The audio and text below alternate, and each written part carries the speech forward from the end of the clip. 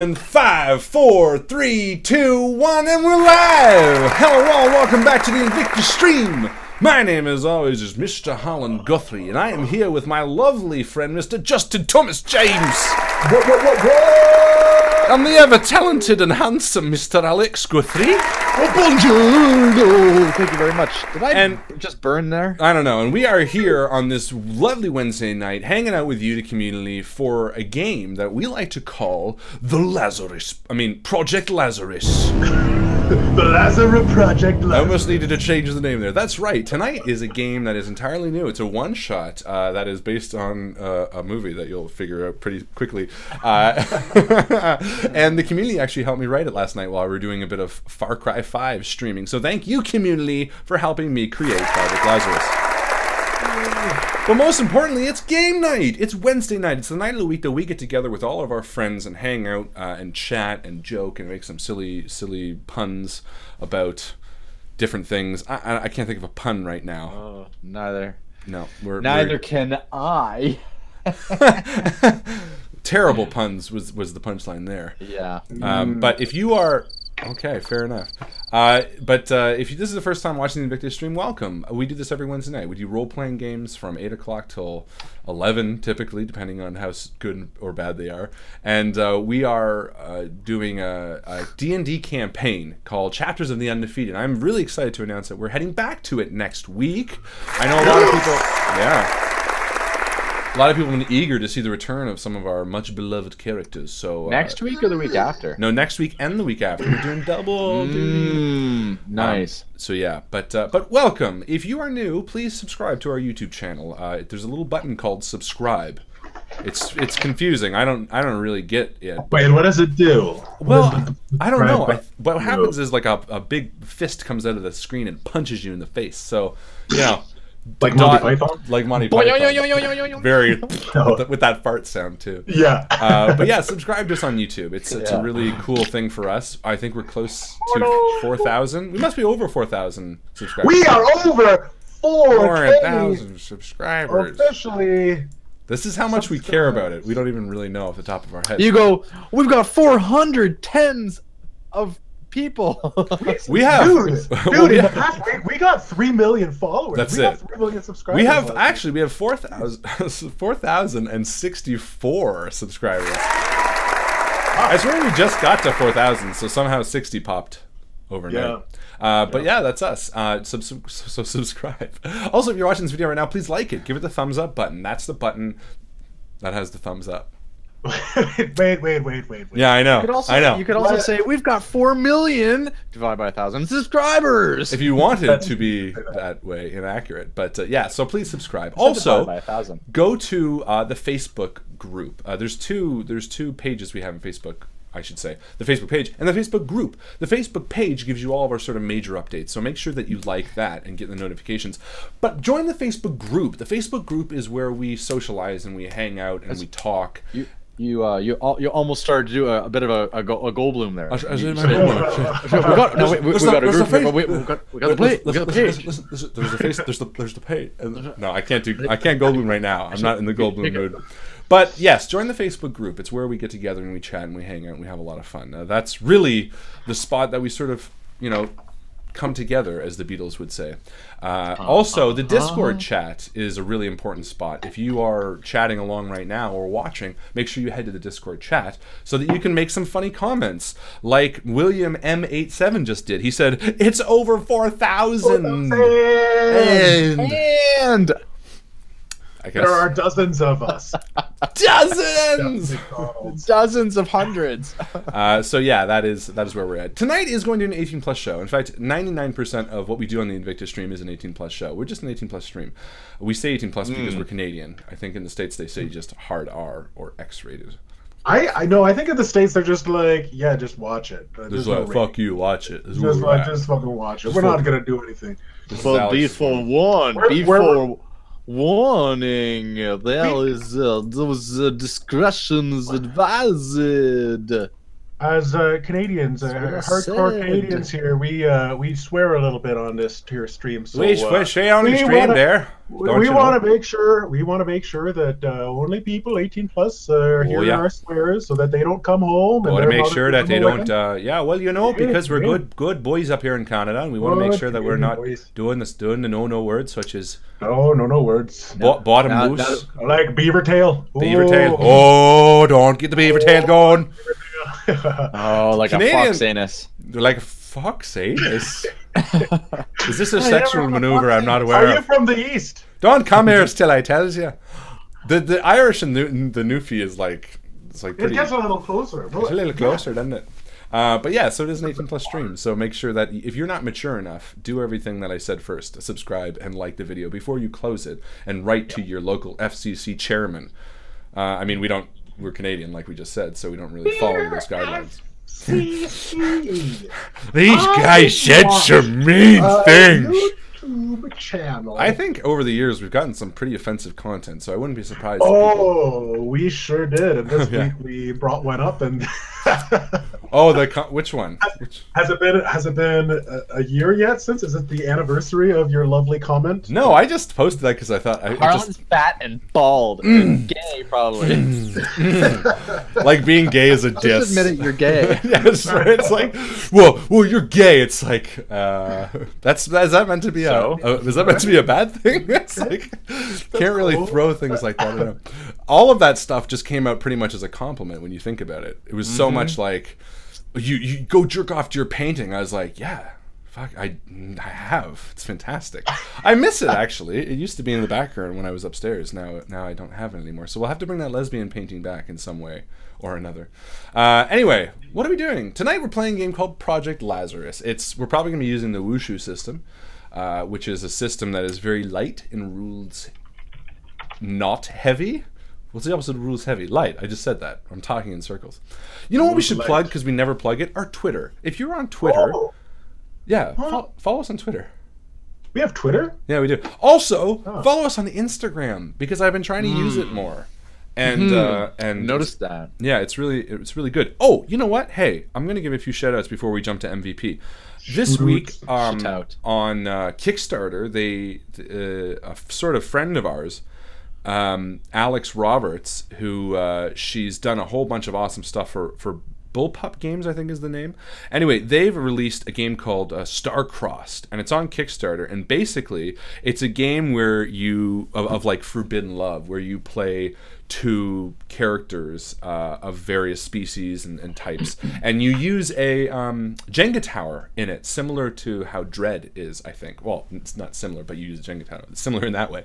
But it's really cool, and actually at Breakout Con, which I attended a few weeks ago with Joe from the Invictus stream, I got to sit in on them talking about it on one of the panels, and Alex, the person who wrote the game and sort of inceptioned it or created it, was talking about it, and they were talking about various scenarios they played. And one of the really cool scenarios was they played it as a human in a ship, and the other person played the ship's AI. And it's all about like forbidden love and like kind of weird, cool setup ways that it can come about. Like you can do like other examples they gave were like forest nymphs and like a woodcutter. You know what I mean? Like and then the story's built from there. So it's a really cool concept for a 2-player RPG. So check it out. We're probably going to stream it in the future. Who knows?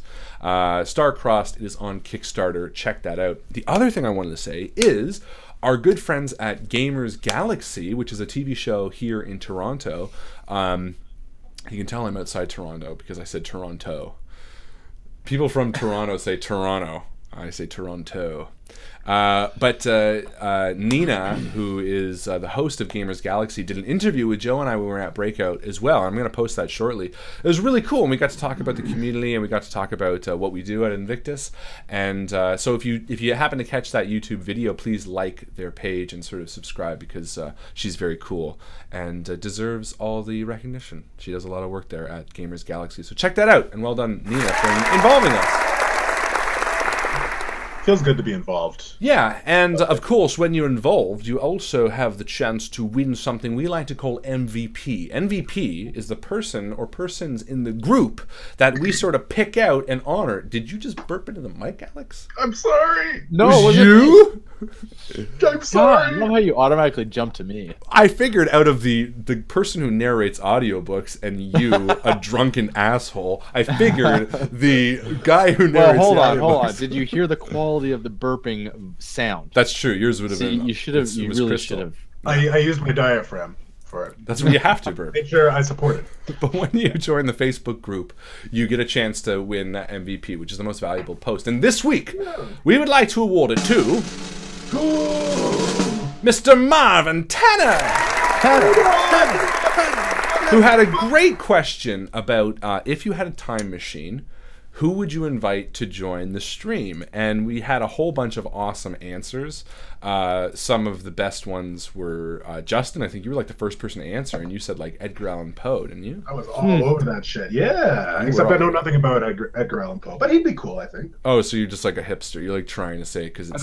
I just wanted to think of something that was hip and cool. No, the reason I picked him is because I don't know anything about Edgar Allan Poe, and this way I would learn. No, I feel like it'd be really depressing with Edgar Allan Poe. He'd be like, "Welcome to the stream." No, but he'd probably be like, "Well, what is the sorcery?" Yeah, I probably would pick. I mean, it has to be from history because Kevin Costner's not like dead yet. Someone else put Cary Elwes, which we don't need Cary Elwes because he's right here. Hello, it's going to be all right. So great post, Marvin. A very funny question, and it created a lot of good conversation. So well done. So that is it. I think we're ready to just about start the game. Does anyone have any last minute toothaches? I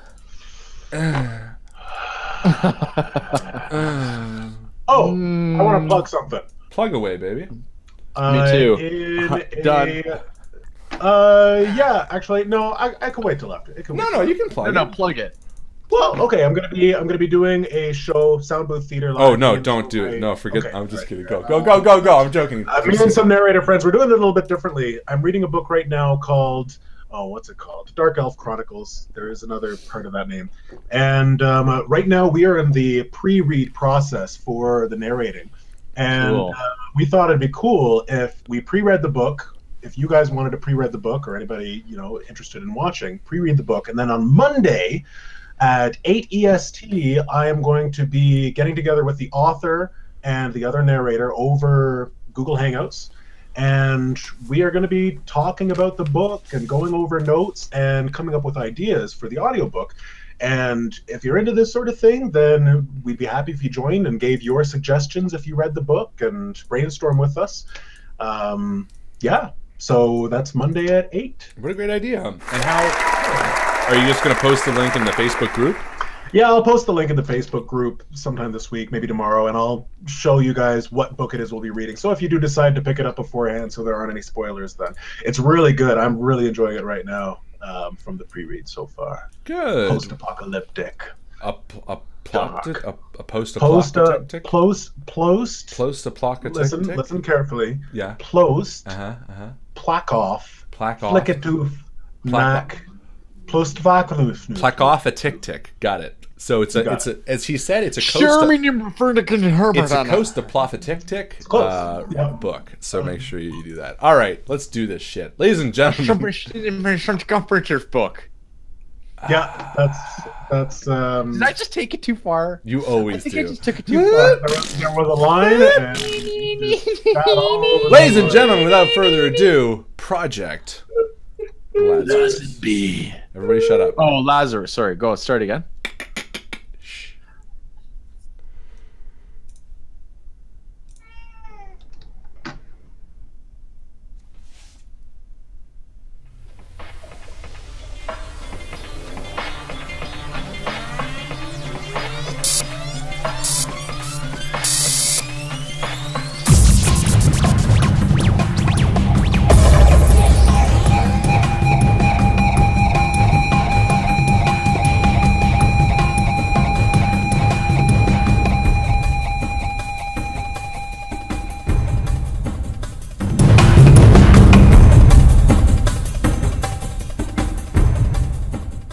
Thunder cracks, and a loud rumble sounds out from the sky above you as you enter the well-lit lobby of a hotel.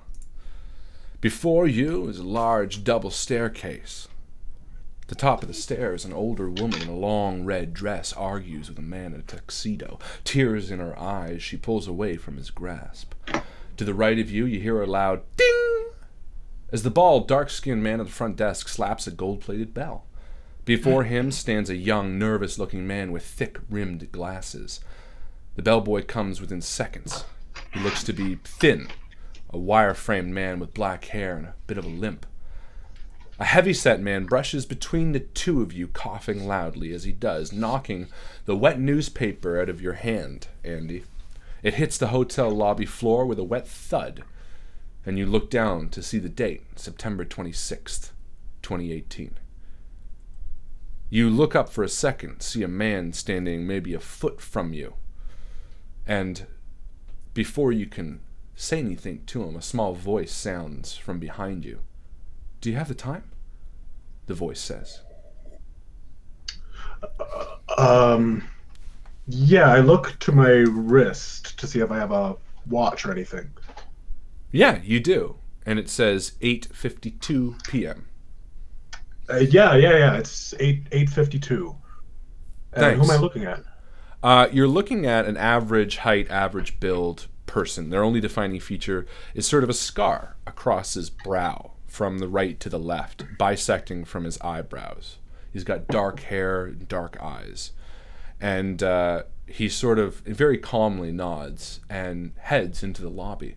Again, the lobby is well lit. There's pillars standing on either side. You see a young man with a newspaper in the corner. The couple who's arguing at the top of the stairs seem to have parted ways, and she's walking down towards the lobby. And there's a man standing next to you. And Francis, you're also standing next to a man who's just checked his watch after being asked the time. Both of you were bumped into somebody who's dropped a newspaper. Neither of you recognizes the other person standing across. I turn to the man next to me, the dark, balding man, and I say, actually, it's 8:54 p.m. And the dark-skinned balding man is actually at the front desk. The man standing next to you is entirely different looking. Andy, you describe the person that you find yourself in right now. So I'm a little confused as I look down to my watch, and it looks different than I remember. And I say it's I walk over to a mirror, kind of nodding to the person standing next to me, and I look in, and I'm completely different. I am blonde when I used to be a brunette. I've got blue eyes when my eyes were always brown, and my face looks way more serious than I'm used to. What? And I turn back confused. And the man who sort of just corrected you on the time, as you look down at your watch, Francis, you also notice that you're actually, the watch you're wearing is on a wrist that doesn't seem to be your own. This is not my watch. It's not my wrist either. And I turn and look past the man at the desk where I'm standing, and behind him is a glass wall, and in the glass wall I see my own reflection, and standing there is a tall, gaunt-looking man, middle-aged, when in reality I'm a short, stocky, somewhat overweight person, and this isn't making any sense to me. In fact, I start to be a little bit freaked out. And then I think maybe I'm just dreaming.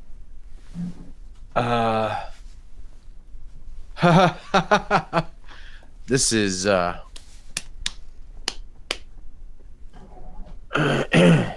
see the man slap himself on the cheek, and I walk over to him.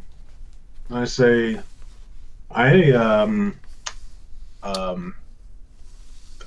Are you confused right now?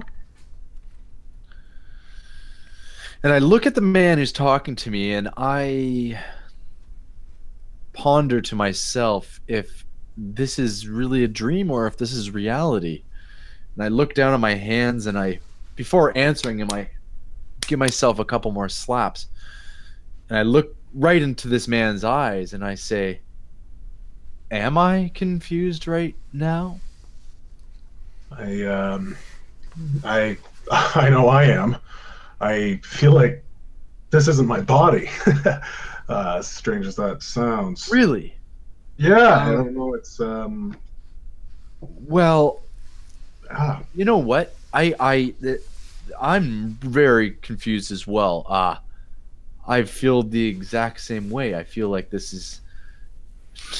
It sounds ridiculous to say this out loud, but I feel like this is not my body. And as you're as you're talking, you're sort of standing in the front desk, and the man sort of looks at you and realizes you're having a conversation, and sort of looks back down.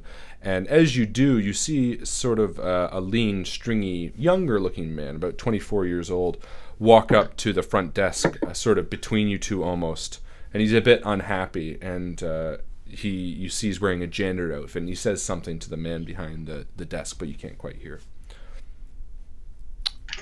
I reach into my pocket, my back pocket, and I feel around for a wallet. Yeah, you do have a wallet. Okay, and I flip through it, and you open an ID that matches your description.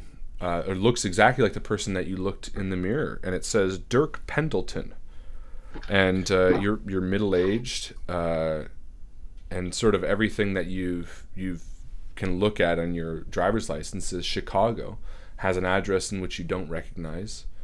Yeah, you have about $100 in your wallet. And watching this man I was just speaking with reach into his pocket, I do the same thing, and almost a good idea sort of fashion. And I look at my wallet, and do I have a wallet first of all? Yes, you do. Oh, and so I start rifling through it. Yeah. What do I find? You find your name is Charlie Boorman. And again, you have maybe $20 cash. You have a license that depicts the person that you've seen in the reflection. And other than that, you have like a few random... Again, your address is in Chicago as well. This is insane. Are you telling me, and I look to the man across from me, you telling me that you're a different person? I as well? Don't remember being a Dirk Pendleton ever in my life. And I don't my actual Charlie Boorman. Yeah, no, my name is Andy Moore. Yeah, and I put my wallet away, and I'm Francis Hazelmar, and yeah. I put my arm out to shake his hand. Yeah, I take it. Good to meet you.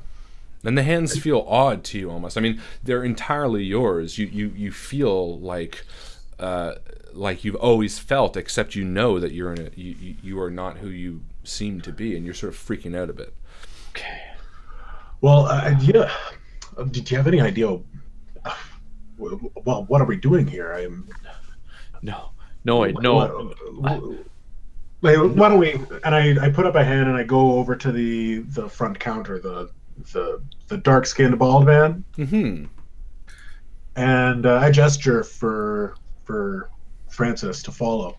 And I do. In fact, I'm also heading there at the exact same time. It seems we have the same thought process. Mm-hmm. And I'm looking at, like, what is the hotel called again? The label of it? So as you walk up to the front desk, you see some nice stationery. It says the Emerson Hotel. The Emerson Hotel. And I say, hello. And again, even as you speak, the voice that you have is not your own. I just wanted to check my schedule here, or my booking. And the man behind the desk, again, he's sort of older, dark-skinned, bald. He sort of looks up at you and says, "Ah, yes, of course. Sorry, what was your name?" Pendleton, Dirk. Pendleton, yes, of course. Yeah. And he pulls out a book, and you see he's got a name tag that says Curtis. And he sort of looks down, and he goes over, he says, yes. Oh, of course. Yes, you're already booked in. Oh, yeah. It was, I lost my key card. Could you, is there like a charge to get a new one? No, that's all right. It happens all the time. And he walks over to the computer, and he sort of does a bit of clattering, and after a minute he swipes a new card and slides you over the key. He says, "There you go, should be good." And this is for room 312. 312. Perfect. Yes, thank you. Sorry, just one of those mornings. No, it's okay. It's okay. Well, I know what you mean. It's almost the end of my shift. And he looks outside, and again, it's dark outside. It's because it's now almost 9 o'clock in the evening. And I look at the janitor-looking guy as I'm standing there listening to this conversation. And what's the janitor guy doing and saying? He was talking to the front deskman for a second, but you didn't quite hear what he said. Now it seems like he's sort of left, and he's walked down a service hallway. And I step up to the front desk, and before I do that, I rifle through all my pockets. Have I got a key card on me? Yes, you do. Ah, perfect. And has it got anything written on it, like a room number? No, unfortunately, it's just a key card. And I lean over the desk. I'm sorry. You know what? It's also been a long day for me. Have you got my room number? Last name's Hazelmar. And he types in, and no, I don't have anything for Hazelmar. Ah, sorry. Did I say Hazelmar? And I pull out my wallet again, and I look at my name. It's sorry, Borman. Hazelmar was a previous Excuse name me. And the sneeze comes from a figure beside you who slaps down his hand as he does. And it's a large, tattooed man who sort of butts in to you as you're talking, kind of says, "I need a room." And you can see that the front deskman is sort of a bit put off by him and says, one moment, sir. He says, "Yeah, fine." And he pulls out his phone and he starts sort of fiddling with it. And he types in, and after a moment says, "Ah, yes, Borman. Yes, no, you're in 211. You boys must have been drinking quite a bit, eh?" Yeah. And I look at Dirk. Well, Yeah. it's Chicago on a Friday. I mean, Fair enough. And he sort of smiles and says, "Is there anything else I can help you with?" And as he's saying that, the man who's again playing with his phone is like starts slapping his hand on the desk a little bit and says, "I'm in a rush. Can we hurry this up, please?" And he sort of nods to him. And I turn to Dirk and I say, and the gentleman in front of me, and I say, it looks like you got some pretty impatient customers here. We'll just step aside and be on our way. Thank you very much. And he sort of nods, and the other man, again, sort of takes the attention of Curtis, and the two of you are standing in the lobby. There's a few more people sort of walking around you. There's the woman who was wearing the red dress has sort of exited back towards the ballroom, and the man in the tuxedo at the top has now sort of left the room entirely. And after a few moments, there's a sort of a well-dressed African-American man who enters. Again, he's sort of looking sort of nervous, and he's sort of sweating, and he's sort of looking around the lobby. And he heads into the bathroom. well, I don't know about you, but I could use a drink. Yeah, you know what? I'm feeling a little out of sorts, and I'm going to be honest, I'm not really sure what the fuck is going on or what to think about this entire situation. And I'm just hoping that maybe we are really drunk right now. And something a little more intense than alcohol, if you know what I mean. I mean, I don't feel strange or anything, but I'm thinking maybe I need a drink right now. So let's do it. Let's go. Bourbon? Are you a bourbon guy? absolutely, absolutely. Oh, we're walking towards the bar. Is there a bar around here? Yeah, there's a large open bar. Is this the ballroom kind of thing you're talking about? No, there's a set of double doors that go towards a larger ballroom, and as the woman enters, there's sort of sound coming out, and there seems to be sort of a charity event. There's a sort of a placard standing there that you can't quite see what it's for. And you see the bar next to it, named O'Keefe's, and it's pretty lively. Well, let's. Why don't we head over to O'Keefe's here? And as we walk towards O'Keefe's, I would like to take a look at the placard and see what is this charity event or this event all about. It should say on the placard, right? Yeah, it does. And the placard says basically Senator John Tolles charity fundraiser. Senator John Tolles? Tolls, like toll. And actually, as you're watching that, the large, heavy-set sort of tattoo man actually bumps into your shoulder as he brushes past you towards the bar in sort of a grumble and sits down. Instinctively, I say, "Hey, would you fucking watch it?" And he turns around and he says, "Not tonight, pal. Fuck you." And I put a hand right on Charlie or Francis's chest, and I say, "Just keep her cool. Keep her cool. Just getting a drink, right?" No problem. No problem. I feel like we're in the Matrix or something. What the hell is going on? And as you're looking at the charity doors, a young Middle Eastern man sort of walks out, and he looks around, and he sort of spots you, and he looks at you, and sort of swallows hard, and sort of quickly walks out the front door of the lobby. What's eating everybody up tonight? Did you see the way he looked at us? Yeah, super spooked. Whatever. We don't. Let's just get a drink, okay? These people are none of our business. Well, actually, you know what? I'm sorry, Andy, or Dirk, whatever your name may actually be. Andy. I'm not really sure about my own either, and I don't mean any offense by that. But maybe there's something else to this. Is there anybody standing at the door of the ballroom, like someone with a guest list per se? No, it just seems to be an open sort of event, a function. Well, and I turn back to Dirk and I say, "Listen, we could go into this bar and pay with this money and buy ourselves a cup of drink, but we're also with this large douchebag, or we could see what Senator John Tolles says about I mean, have you heard any of these names? John Tolles? I'm sorry, but I'm not. Yeah, I know John Tolles. He's a left-wing senator down in Illinois. Okay. But what do you think? Do you want to just try it out? I mean, it can't hurt, and it looks like they've got booze in there. Okay, well, yeah, if they got booze there, yeah, okay, might as well. I mean, I'm not an alcoholic or anything like that, but I figure, well, might as well. The same here. And look, I'm a married man, but I mean, apparently Charlie Borman is not.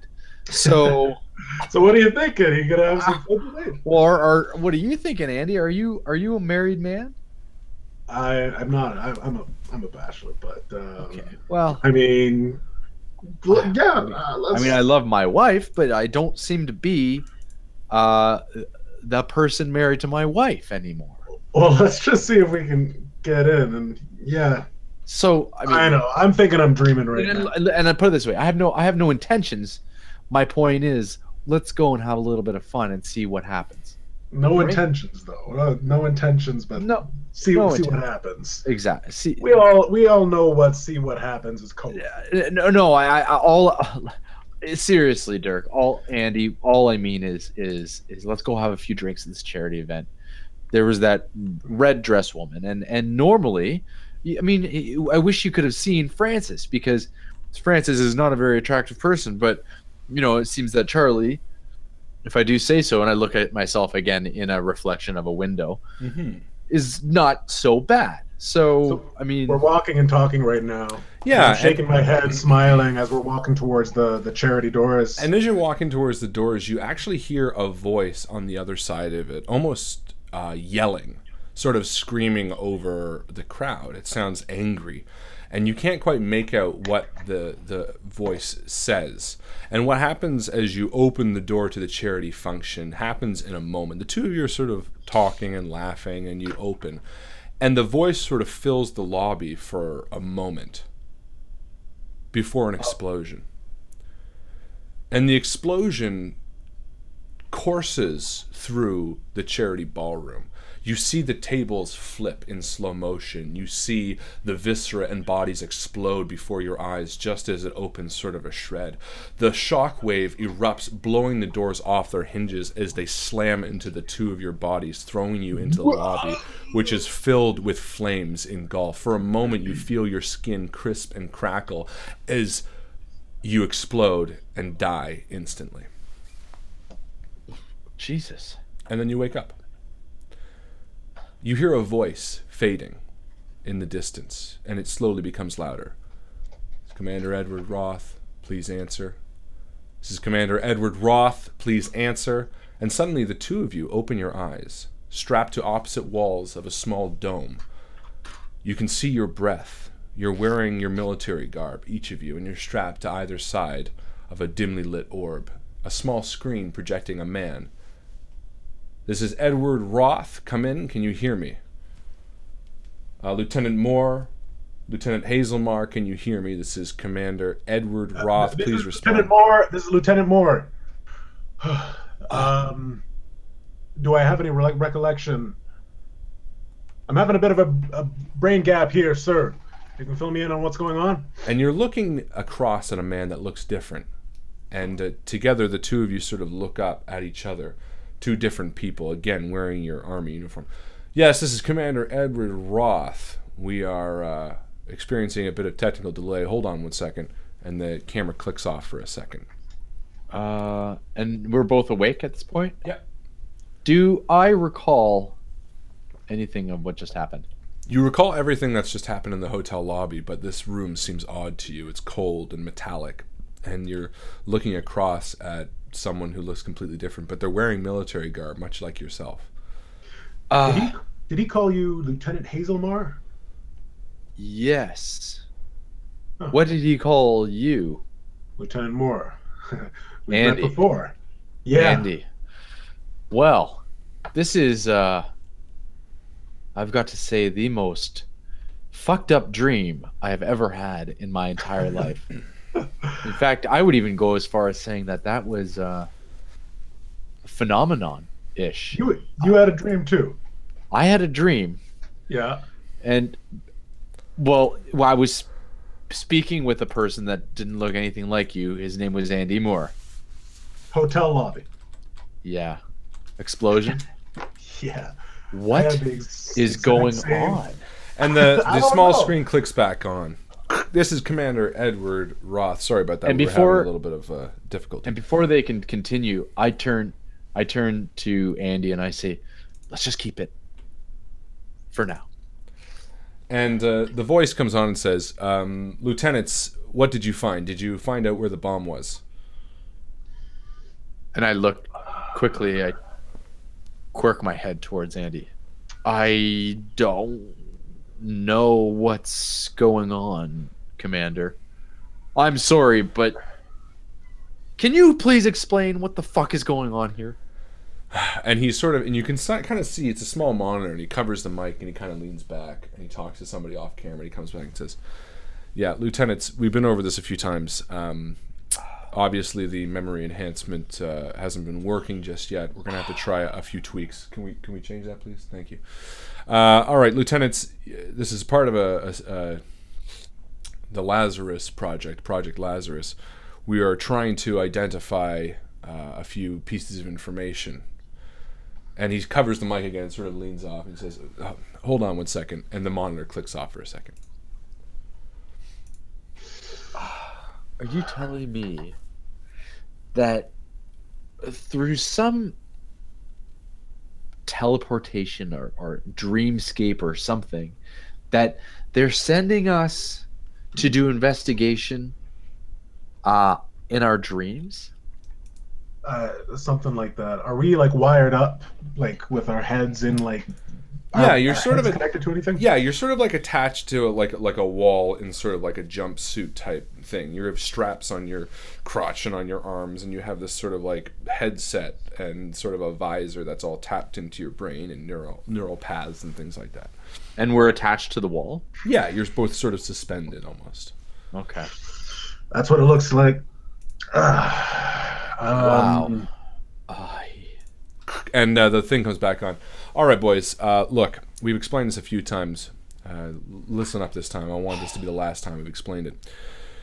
You are part of Project Lazarus. You two have volunteered to help with cases like this. Last evening, September 26th in Chicago, there was an explosion that killed 226 people in the Emerson Hotel in downtown Chicago.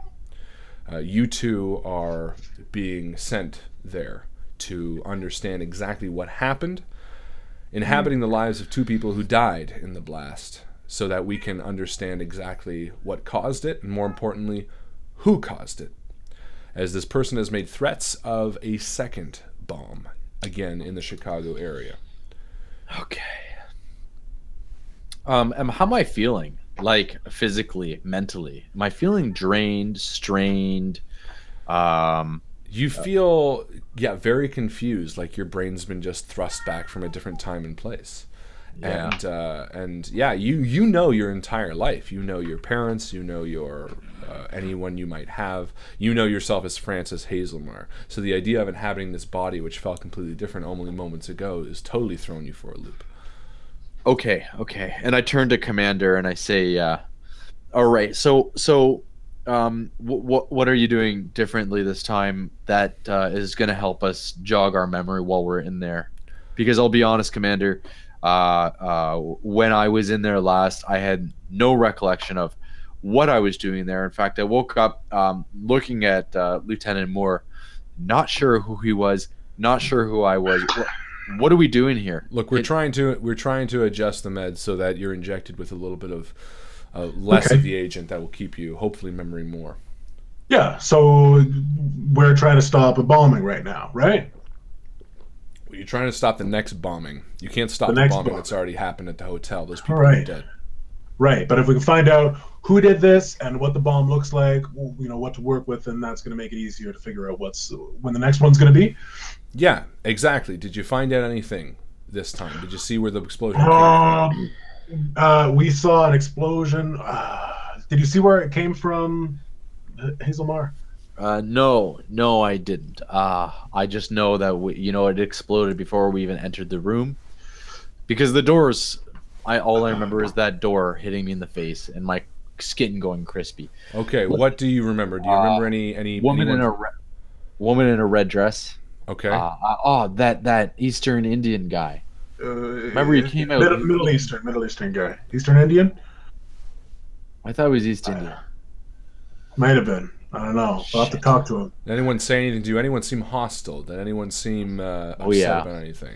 Well, there was that hostile big guy. Yeah, but he headed into the bar, and I feel like he was hostile just because he was a hostile person, not detonating a bomb hostile. We can't rule anything out, though.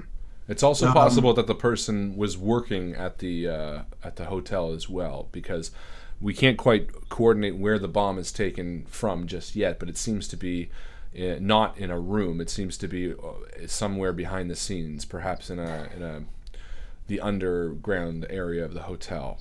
I wouldn't rule anybody out, is what I'm saying. Yeah.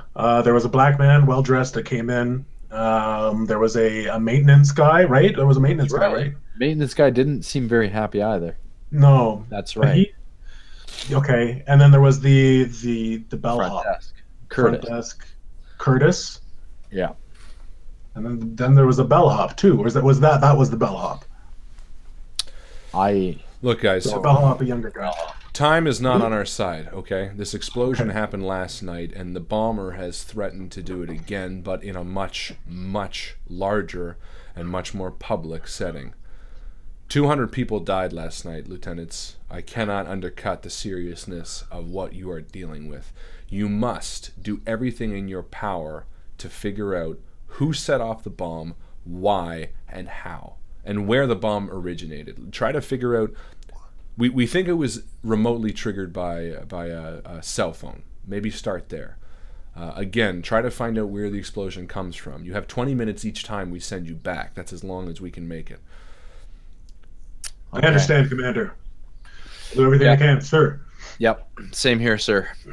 All right. I'm ready. And I kind of pull a little bit of this might be the wrong reference, but a Pavlov's dog, and I give myself 2 slaps. That's probably the wrong reference. Because when I hear this, or when I do this inside, it's gonna jog my memory. Oh, like a Pavlovian response. I see what you're saying. I get what you're saying. I think that's still the wrong. But you're right with the connection of memory. Okay. But you know what? That's fine. I get you. You get what you got. You'll get what I'm saying. Right? I totally get what you're saying. Perfect. He says, "All right, we are sending you back. Prepare for Lazarus." And in a second, your bodies are tense tightly as your brains sort of fly back, and in a moment you see sort of a narrow pathway, and in a flash, thunder cracks as a loud rumble sounds out from the sky above you as you enter the well-lit lobby of a hotel. Before you is a large double staircase. At the top of the stairs, an older woman in a long red dress argues with a man in a tuxedo. Tears in her eyes, she pulls away from his grasp. To the right of you, you hear a loud ding as the bald, dark-skinned man at the front desk slaps a gold-plated bell. Before him stands a young, nervous-looking man with thick-rimmed glasses. The bellboy comes within seconds. He looks to be a thin, wire-frame man with black hair and a bit of a limp. A heavy-set man brushes between the two of you, coughing loudly as he does, knocking the wet newspaper out of your hand, Andy, and it hits the hotel lobby with a wet thud. It reads September 26th, and before you can bend down, a small voice sounds from behind you. I'm sorry, do you have the time? Yeah. It's I looked down my watch, and it's 8:21. My watch, 8:21. Sorry, 8:52. 8:42. 8:52. 52. Yeah. My watch looks different than it did than before. It was always 8:52. If I said otherwise, I fucked it up. Yeah, it was always 8:52. Okay. Actually, it's 8:54. Oh, what's your name, sir? I turn around as I nod to Hazelby, and I turn towards the man with the scar across his forehead. And he does, yeah. He has a scar bisecting his eyebrows. He has dark hair and eyes, and he sort of looks up to you in a calm, almost intuitive demeanor, and he kind of just says, "I'm sorry?" Oh, just your name. I just new to this area, and you seem like a nice guy. I'm asking for the time. I mean, friendly around people, right? Sure. Marcus Shield is the name, and he holds out a hand. Very calm, non-aggressive. I turn and look past the bellhop, and I see my reflection in the window. Yeah, and you're tall, and you remember Commander Edward Roth. You remember your mission, right? And right. You look like a tall, gaunt Dirk. man. Yeah. Dirk, And, I say. Yeah. Yeah. Are you all ready to go into the charity? And I'm sorry, I didn't meet your friend here. And I turned. Oh yeah, who just introduced himself. This is Marcus. Marcus, meet Charlie. Are you here for the charity event? No. I have a call up in the conference room. If you'll excuse me. He sort of nods and sort of excuses himself. He's holding a briefcase, and he walks with determination up the steps towards the second story. Oh man! I turn to Andy, Dirk. I say, "Okay. Do you remember why we're here?" Yeah. Okay. I remember the briefing. Okay. One of us has got to follow that guy with the briefcase. He's got a big scar. He's way too calm. Or am I just looking into these things? Maybe. I mean, if he had a big scar, maybe, and he was a terrorist, he'd probably want to cover it up, just so that he didn't draw suspicion. But I mean, we don't have a lot of time. We've got to figure this out. Where's the janitor? Let me. I'm gonna go stand by the desk here. Okay. Good idea. Good idea. Keep an eye on things. And I go and stand right at the desk, and I pick up the newspaper off the floor, and I put it on the front desk as the janitor comes walking up. And it's a wet newspaper, and as you put it down, the man behind the bar or the desk sort of turns to you and says, "Hi, can I help you?" No. I'm just waiting here for my friend. And we're heading into the ballroom after. As you stand I kind of there, stand and turn. Yeah, as you stand there, a man in a janitor outfit kind of walks up to the other end of the desk and sort of leans on it and calls. He says, "Curtis, hey, come over here." And he waves him over. Andy, what are you doing? I'm going to go speak to the old woman that was in that argument. Perfect. So what did the argument look like again? The old woman was like crying and was pushed away, they just seemed like they were having an argument, and she sort of pulled away from his grasp, and she was walking down the steps, and she looked like she was heading back towards the ballroom. And who is she with? A man in a tuxedo, right? Yeah, who's still at the top of the stairs. Okay, so I got to go to the man in the tuxedo, and I'm just gonna say, "Rough night." And he kind of nods an eyebrow and says, "Yeah, just a little bit." I take it you're here for the function, eh? Yeah. And he kind of nods down at the bottom of the stairs as she sort of continues walking and brushes a tear and composes herself and walks into the function. He goes, Yeah, if you'll excuse me. And he turns and he's about to walk away. Well, good luck. Yeah, you too. And he walks and he... Senator, the charity event, Senator... whatever. Tolls. And he kind of stops. He says, "Yeah, that's not really my deal. I'm just here as." Oh, you're right wing, are you? What's that? Right wing, left wing. I'm not too much into politics, but I know people get pretty heated about it. No, that's not. No.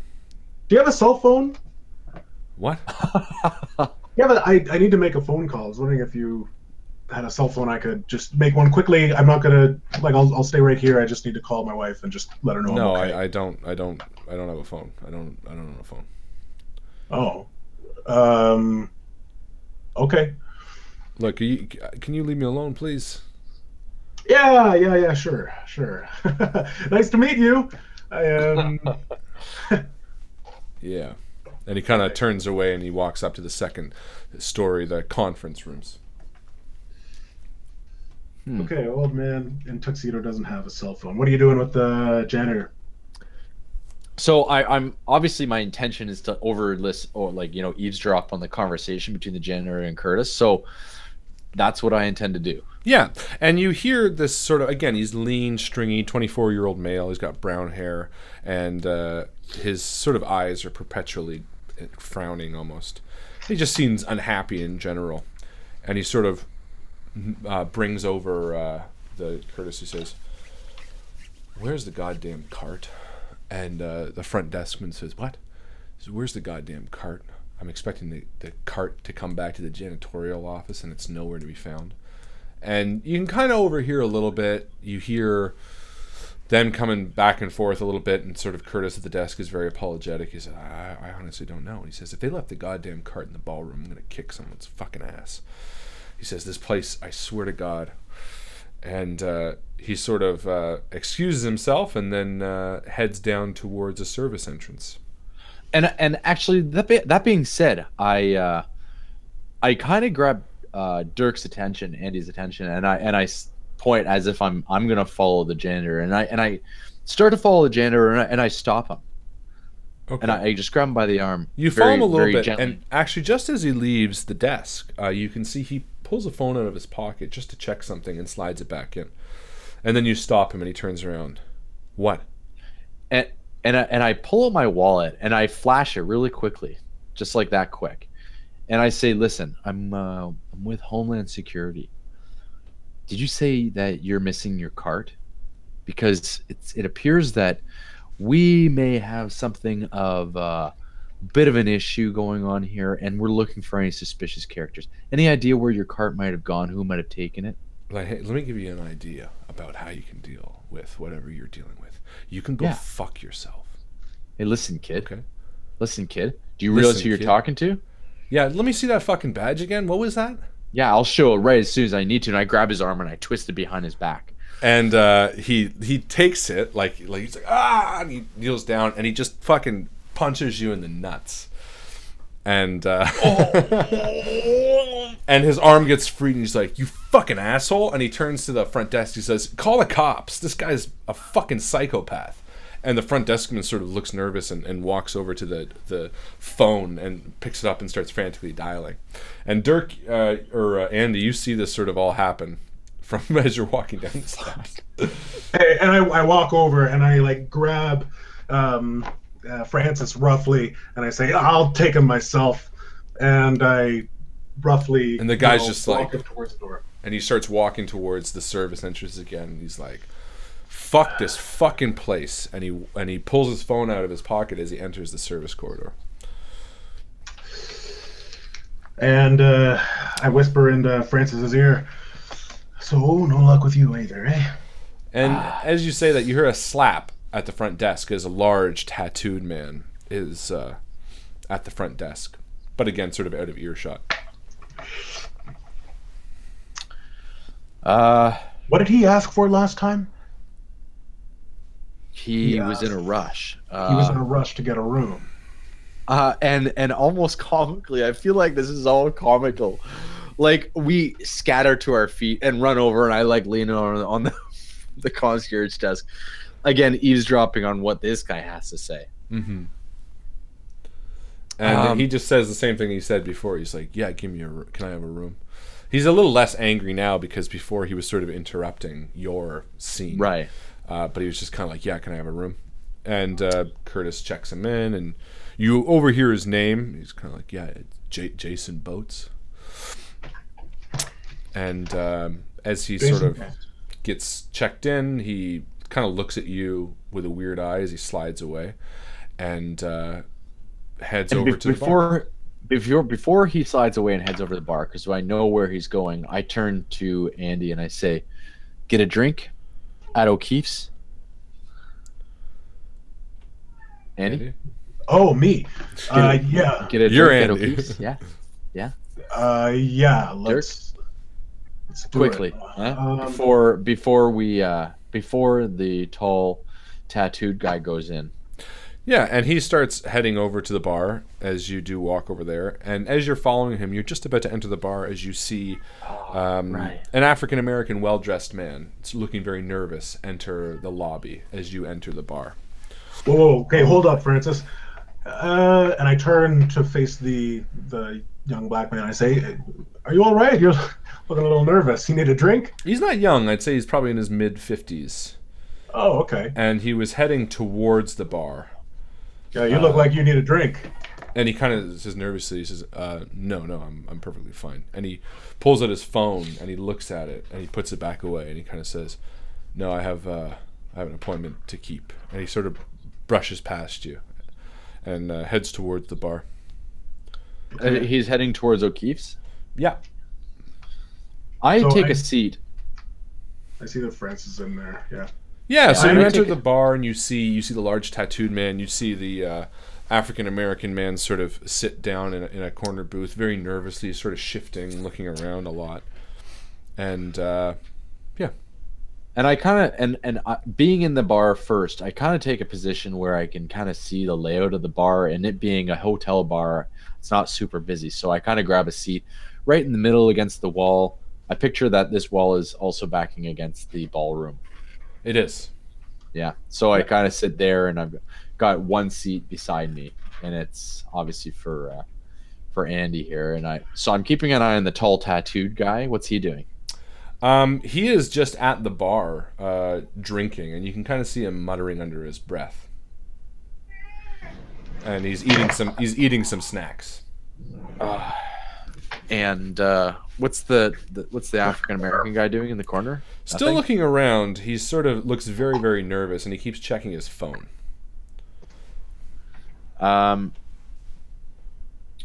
I'm going to, as I'm walking back into the bar, I'm looking at my watch. What time is it? 9:10. 9:10. We've got a couple more minutes before we have to go. Listen, I'm gonna go for the gusto here. I'm gonna go talk to that black guy over there, and see if I can get anything out of him. I'm gonna just play it up like I'm the person he's meeting. Maybe that'll give us some hint. I'm gonna go try something at the ballroom. Do your thing. And okay. Good luck. Run out of the room. And as you head out to the lobby, you see a Middle Eastern man sort of leave the. I knew. Oh, it was Middle Eastern. Leave the charity function, and he sort of looks almost snide. He sort of smiles at you as he walks past you, Andy. And I say, "Hey, can I talk to you?" And he kind of turns and with sort of a confused look, and he sort of stops and he checks his watch and he looks back and he says, "Yeah, what?" "Oh, I was just wondering if you had a cell phone I could borrow, just for 2 seconds. I just want to check something online, and the computer's busy." And he sort of touches his pocket and he goes, "Yeah, no, I don't have a cell phone." And he turns towards the lobby and he continues walking. "You don't have a cell phone? Everybody's got a cell phone these days." And he says, "No, I don't have a cell phone." And he "Come on, I only need it for a second." And he turns around and he says, "Listen, fuck off, man. Well, fuck you. I need. Or I'll call the cops." You're gonna call it? Yeah, you're gonna call the cops with what? And he takes out his cell phone and he sort of holds it. He says, "Fuck you," and he puts it back away, and he heads out towards the lobby, or towards the exit. I just follow him and I say, "You know what? You are what's wrong with Chicago today." Yeah, and as you're following him out, you're following him out front to the sort of the front strip of the hotel. And Alex, you walk over and sit next to the man who's sort of sweating, and he looks at you and he checks his watch and he says, "Can I help you?" "Yeah, I think you know why I'm here." And I sit down and I look at him. And he says, "Are you the negotiator?" "Absolutely, I'm the negotiator." "Oh, okay. Well, perfect." And he brings the suitcase up and he sort of slides it over and he says, "You're much later than I expected." "Well, these things, they tend to get, and I turn the briefcase around and I open it up, tend to get a little caught up. This is a busy city. What am I looking at? The briefcase is filled with money. Okay. And as you're looking at the money, and as you are out front with the Middle Eastern young man, he pulls out his phone and he starts dialing it. And everything explodes. Huh? The suitcase of money just fills the air as the firewall kind of pulls through the bar.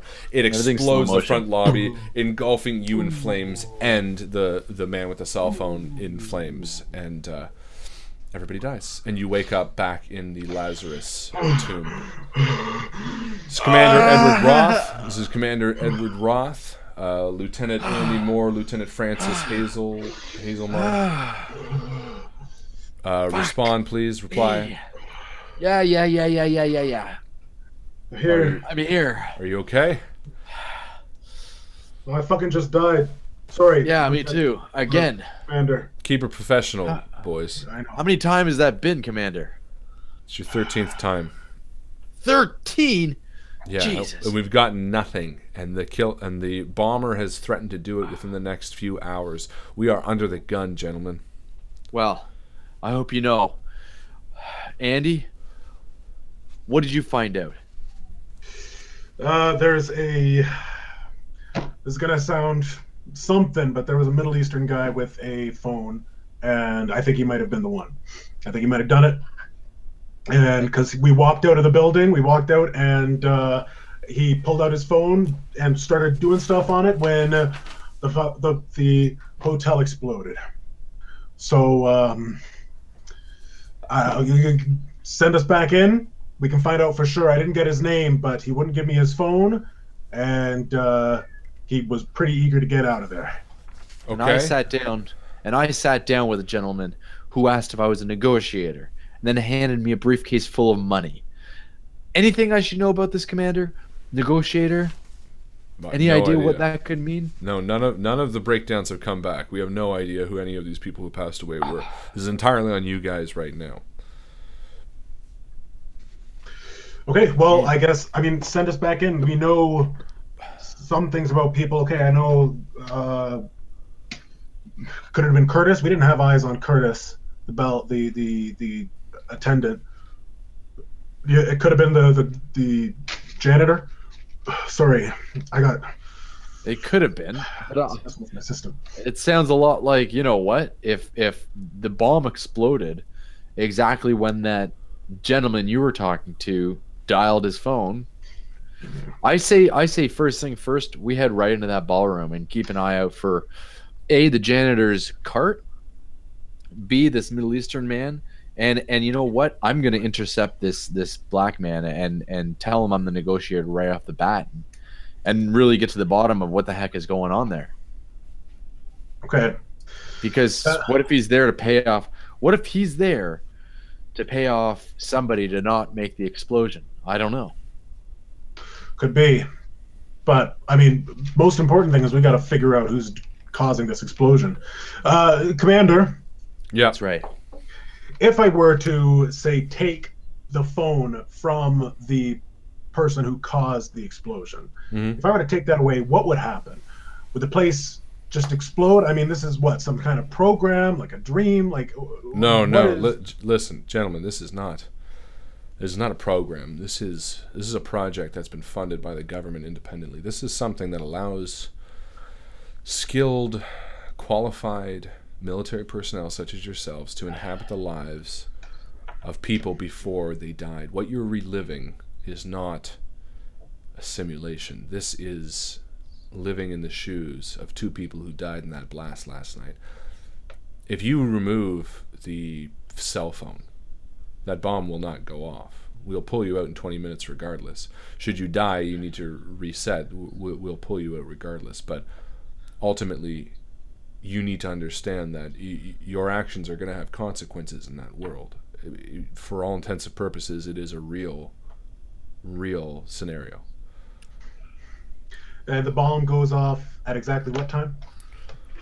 The bomb was detonated at 9:12 p.m.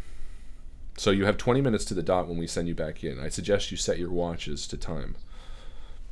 Okay. All right, Andy, you ready? I'm ready. Send us back in, Commander. All right. Good luck.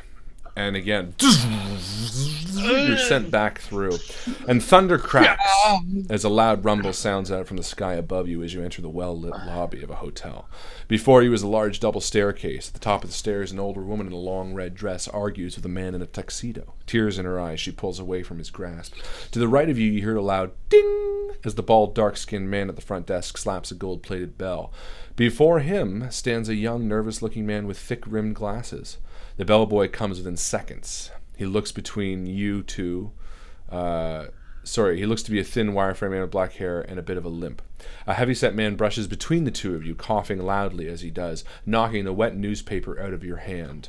And it hits the hotel lobby with a wet thud and reads September 26th. But before you can pick it up, a voice comes from behind you. Sorry, do you have the time?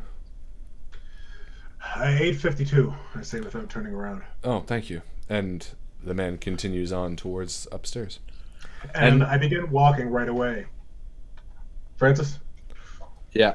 Who's the thick-rimmed, nervous-looking man? I don't know. He's at the front desk right now. He's checking in, and then he seems to be heading towards the elevator. Huh. And the bellboy is helping him with his luggage. Okay. So, where are you heading, Andy? I'm going straight to the ballroom. That's where the Middle Eastern guy came from, right? Yeah. Yep. I follow you too. Okay. And I say, once we get inside, I tell him, stand by this door and don't go anywhere. I'm going to try to track him down before it gets even close to the time. Absolutely. You got it. And so we enter the ballroom. You enter the ballroom and you're flooded with sounds and smells, liquor. You see a large podium on stage with tons of people up on stage. You see maybe 20 tables with 8 people at it. It is rife with activity, all dressed to the nines, dim lighting, a live band in the corner, people dancing on the dance floor. It's just filled with people, and the demeanor seems pretty positive. Okay. I'm going to stand here then, Andy. I'm going to keep an eye out for anybody. Now, I'm not going to block the door, but I'm going to keep a keen eye. And if I see that guy come by, that Middle Eastern guy, or that black guy that's looking for the negotiator, I'm going to intercept. I want you to keep an eye out for the janitor's cart. Because if you see that janitor's cart anywhere, especially behind that stage, that could be a big one, because the janitor was looking for his cart. Okay, on it. Good luck. On the far right side of the room is the dance floor with the live band, and all the tables are sort of on the left half of the room. There seems to be a service door next to the stage on the far back of the room, and you begin moving through the crowd. You see a number of people, old, young, some people schmoozing, most of them in tuxedos or dressed to the nines. And Francis, as you're standing outside the door, you see a woman in a red dress walking towards you with tears in her eyes. And she opens the door and sort of sees you. Are you on the inside of the door or the outside of the door? I'm on the inside of the door. Okay, so she sort of opens it and sees you standing right there and sort of, oh, sorry, excuse me. And she sort of moves past you and enters the ballroom. And Andy, you are looking. And she enters the ballroom? Yep. She returns. Can I do a check to see if I see anything? Yeah, or... baby, let's roll. We'll show it up. So the stats that I have are research 5, calm 2, search 4, defense 4, search. repair 5. Wait, where'd you get these from? We did wushu. Wushu. We just always do wushu. Yeah, give me a 4 for your roll. Sure thing. I'm just going to pull it up in Tim Tabor's custom INVICTUS. In Tim Tabor's custom INVICTUS. If you're watching the video, make sure you like it. We have 20 people watching. Like this video. And only 13 likes. 20 people watching and 13 likes. Come on, guys. Quick review of how Wushu works. I'm going to be rolling 4D. Oh, okay. So I walk through the Valley crowd of people, and someone comes over, a server comes over with a plate of hors d'oeuvres, and I wave them off and push by them, my eyes wide as I'm scanning the crowd. And do I remember what the guy is actually wearing? Yeah, he was sort of wearing like a nice leather jacket and a thin black tie and dark jeans. So most people in here are wearing tuxedos and fine dresses. Obviously, I'm not looking for someone in a dress, but I figure looking for a leather jacket is going to be my best way. So I'm scanning through like a forest of people. Yeah. So give me 3 die for that. That was pretty nice. Sounds good. I got 1 success. Perfect. So you spot him, and you see him sort of stealing a crab puff off of a tray and mouthing it, and then grabbing a bit of champagne. He's guilty. And he's looking around, sort of with this air of like, you know, fuck all these people. And before you can approach him, a hand grabs your arm. Yeah. And 22 people are watching, and there's still only 17 likes on YouTube. I thought just doesn't make sense. So go to YouTube right now and just like it if you haven't already. 22, there should be 22 likes. Come on, guys. That should be 101. And the hand grabs you, and you sort of turn. You see an older looking man with gray in the sides of his hair. He says, "Well, welcome. Glad you are supporting." And he shakes your hand and kind of says, "Are you donating to this just cause?" Yeah, I plan to be. Senator Tolles is the name. Yes. Yes. John Tolles. Oh, you're Senator Tolles. Absolutely, and we're looking to clean up the streets, stop this rash of unfortunate killings that has befallen our fair city, and I hope that you can help. That's a really, really good point. Actually, if I could introduce you to my friend over here, we were just talking about that earlier. Hey, and I walk him over to the man in the leather jacket. Yeah, sure, that's fun. And he's a bit younger, and he sort of looks like, is he stuffing a crab puff in his mouth? He's like, Senator Tolles and I were just talking. He was just telling me about the violence in the streets, and it just. I think it's so interesting. What do you think about it? Do you think that the government can do anything about the violence in the street? And he sort of just looks confused, and he's kind of like, yeah, no, of course, yeah. I think it's great. Yeah, this is the Middle Eastern guy. Yeah, and he sort of just nods for a second. He's like, well, it was nice to meet you, and he sort of excuses himself. And yeah, nice to meet you, Senator Tolles. No, it was the kid that excused himself. And yeah, Tolles. yeah, I'm gonna take... And Tolles just sort of stands there confused. He's like, all right, and he kind of walks away. And the kid takes a few steps away from you. And I follow him. I say, hey, I'm looking for a cell phone. Would I be able to borrow yours just quickly? And he sort of just looks at you confused. Why? I just need to make a phone call quickly. I mean, I'm sure I could ask anybody here, but yeah, no, man, I don't have one. And he kind of starts heading towards the door. Well, here, let me walk you out. And he's like, no, I'm fine, thank you. And he sort of shrugs you off a little bit and starts walking towards the exit. You know, I think it's really interesting how the government has stepped in time again in Chicago. Like Chicago, we've got a pretty bad reputation for violence, especially down in the South. My goodness, but I don't know. This Senator Tolles seems like he might be the guy to put an end to that, and bring... And he's like totally not even listening to you. He's like, yeah, and he's like trying to walk faster. And I'm making eye contact with Francis. Yeah, and as I see them coming up towards me, I kind of step out in front of the door and I grab, as the guy approaches me, I put my arm under his arm and I hold firmly. On the guy's arm? I grab his wrist. Like, what the fuck? And I put my arm under his arm. Okay, and he tries to pull away. But I'll let you do it. And then I give Andy the look to grab the other arm. And I grab the other arm. Okay. And we walk towards the service exit, which is not through the lobby. So. Well, the service exit is sort of the far back corner by the stage. Why don't we just go to O'Keefe's? Yeah. So we exit then. Sure. So you exit, and he's like, hey, what the fuck? And he's like kind of freaking out a little bit as you're holding him. Hey, man, that's what happens when you steal. And I'm looking for the best direction to go, maybe towards the elevators. So the elevators are sort of opposite, so you can kind of continue all if you want. Right now, there's an African-American man sort of walking into the lobby from the elevator direction, and a tattooed man at the desk. Other than that, it seems relatively quiet. Okay, actually, you know what? And I turn to Andy and I say, let's follow the African-American man, and I kind of nod towards the guy with the briefcase. So we just kind of muscle this guy in there. Yeah. To O'Keefe's, and he's sort of like screaming, but he's like, hey, what the fuck? Hey! And he's like obviously trying to get people's attention. And people are looking, and they're like, it's okay. He's had a lot to drink. It's all part of the mayor's gala over there, and he's like, I haven't had a lot to drink. What the fuck is going on? and you see the front deskman like pick up a phone, and he's like, hey, shut the fuck up, otherwise we're gonna kill you. Okay.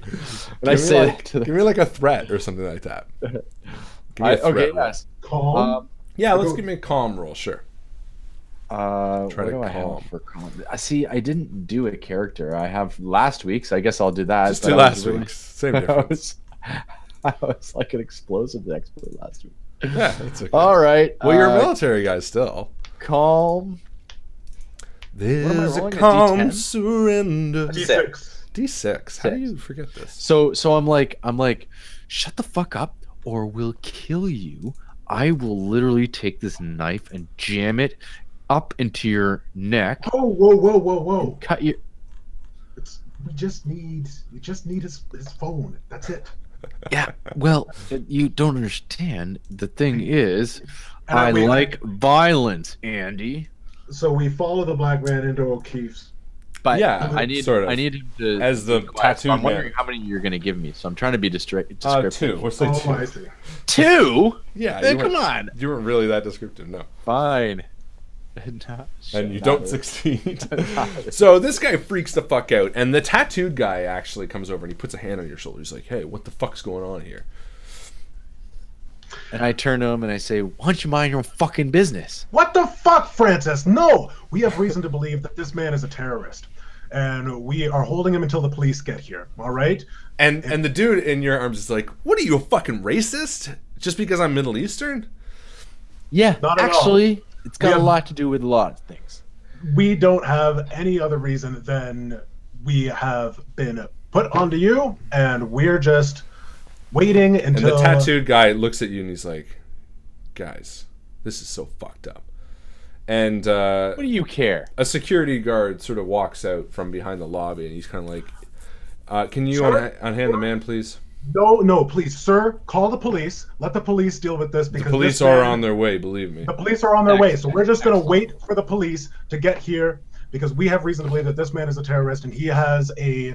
And I'm trying to keep my voice down so I don't scare too many people. Yeah, but you already see people in the bar, like, sort of, like, leaning out, and, like, there's a few people that walk out. And I feel extremely uncomfortable, but I know that in a few minutes it's not going to matter. Anyways, so I'm just like, you know what? No, we are going to stand here if you want to try to... Gentlemen, please unhand the man. And I start going, la, la, la, la, la, la, la. And you see the security guard reaching for his... I guess they wouldn't have guns. Baton, maybe? No. They might have guns. I'm going to say he has, like, pepper spray or something. And he's like... Okay. They're in the States. He's like, you need to unhand the man right now. Seriously, and I'm reaching into the guy's pocket. Yeah. Okay. His front pocket. Well, yeah, this pocket is like, the one. Yeah, and I'm just kind of, like, putting myself over him to kind of make it look... And people are like starting to freak out. And you notice there's a guy who's been sort of in the kitty corner under the stairs pop out. You haven't noticed him. Oh, Taser, that's perfect. They walk out and he sort of walks out and he sort of looks like a bit of a hippie. He's like, what the hell's going on, man? Let him go. And people from the bar start walking out and you hear music coming from the bar. There's someone singing karaoke in the back. And there's maybe like 5 people around you. And the security officer pulls out his taser and he says, unhand the man right now or we will tase you. I will fucking tase you. And that's when I yell towards the black man in the corner. I say, listen, you! And I point with my one arm. In the bar. And I say, and he sort of looks up. I'm the negotiator. Show him what you got. And the black man just sort of dabs sweat and he sort of stands up and he exits. He goes deeper into the bar. I'm trying to...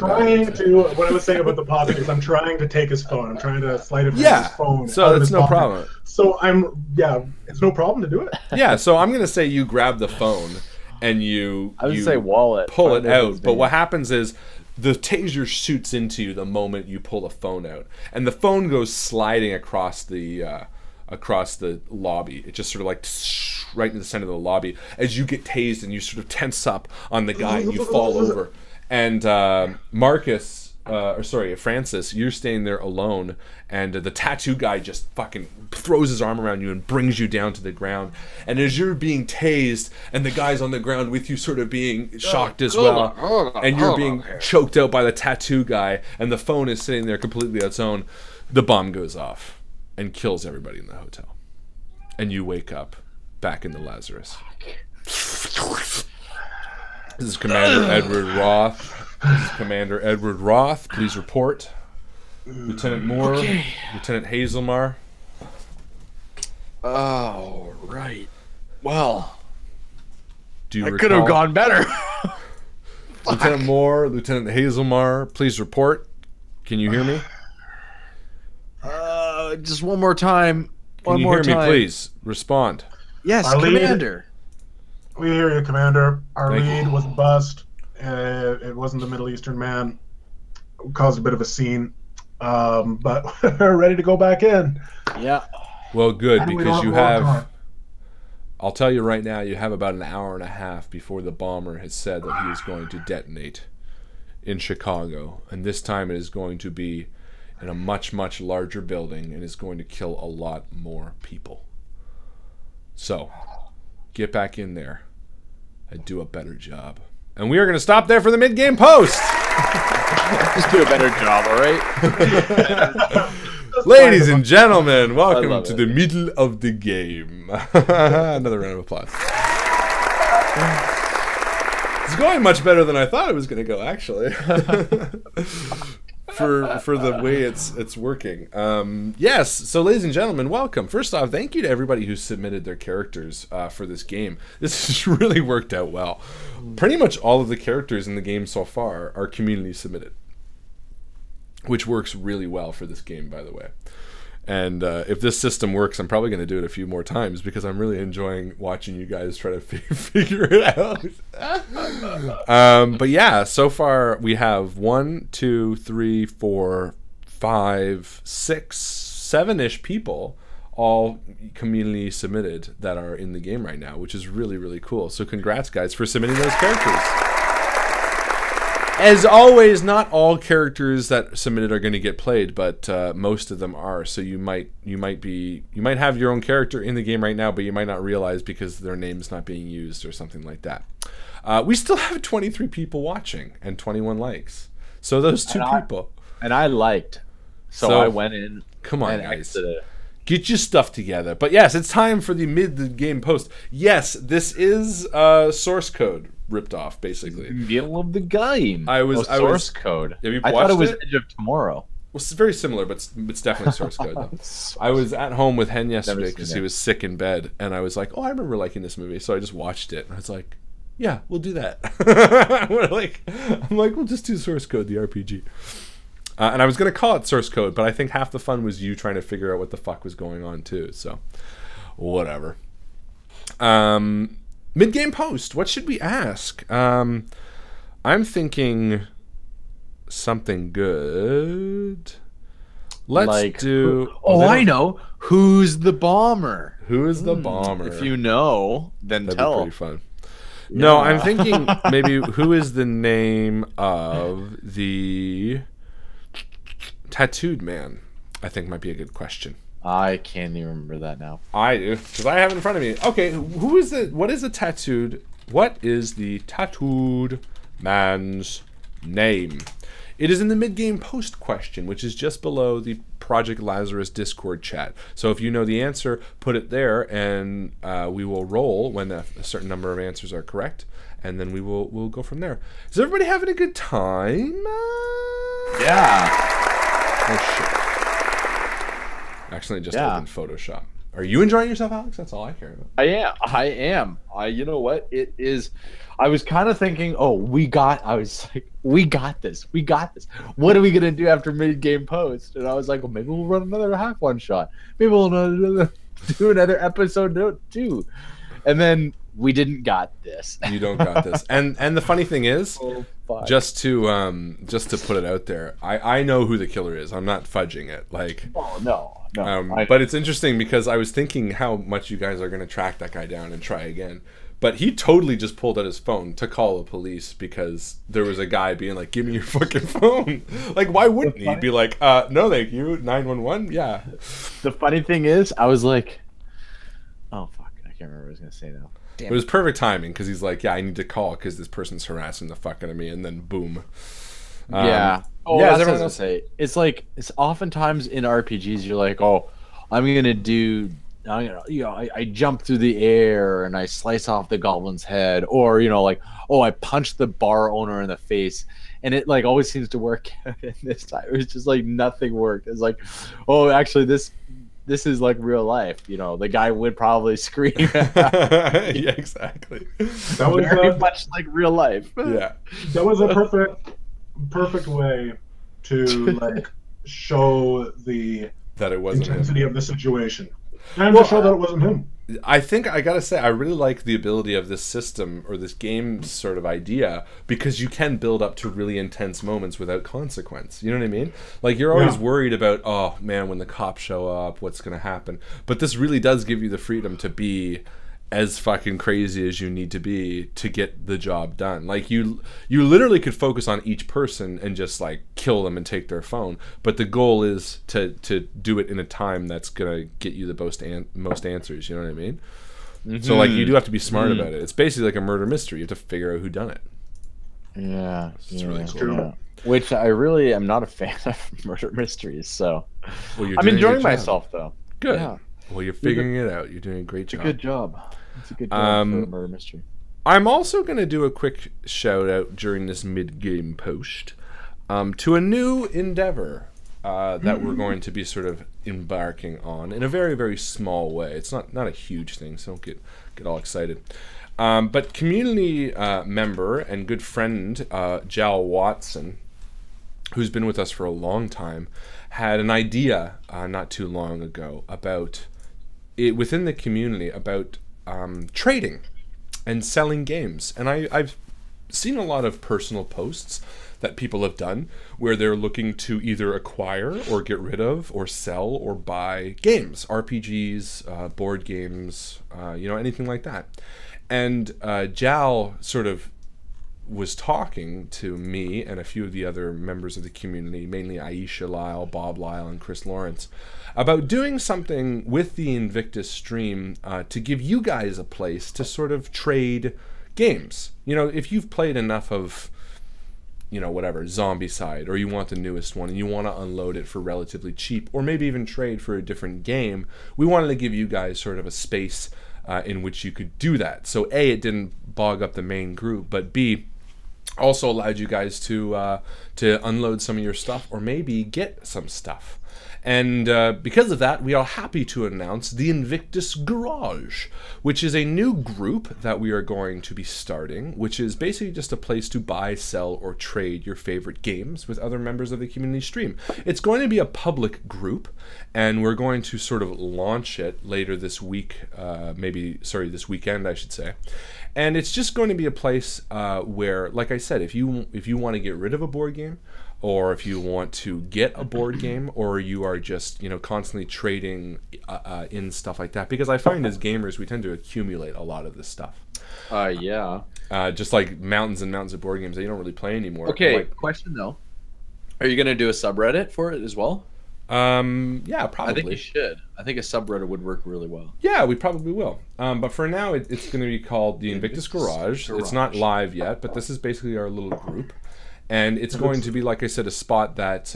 and then what we're going to do is we'll have Jal, or one of the other members of sort of the admin team with the Invictus Garage, is going to monthly be sort of updating the other group, our main group, just with a post. We'll do a post a month basically being like, hey, here's what's going on at the Invictus Garage. Chris Lawrence is getting rid of a copy of Zombicide. Mark Lane wants to get rid of some of his dice. Dustin Wright has a few old Chaosium books that he's willing to part with, and we're sort of going to do that. So all the trading stuff is going to happen in the Invictus Garage, but we're going to do monthly posts on the main group to sort of let you guys know what's going on there. So that's just a little side endeavor. Yeah, it's just a spot. I have a Shadowrun book I could get rid of.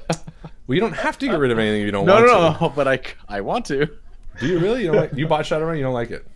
I bought it, and it's just really, really heavy. I was thinking about it.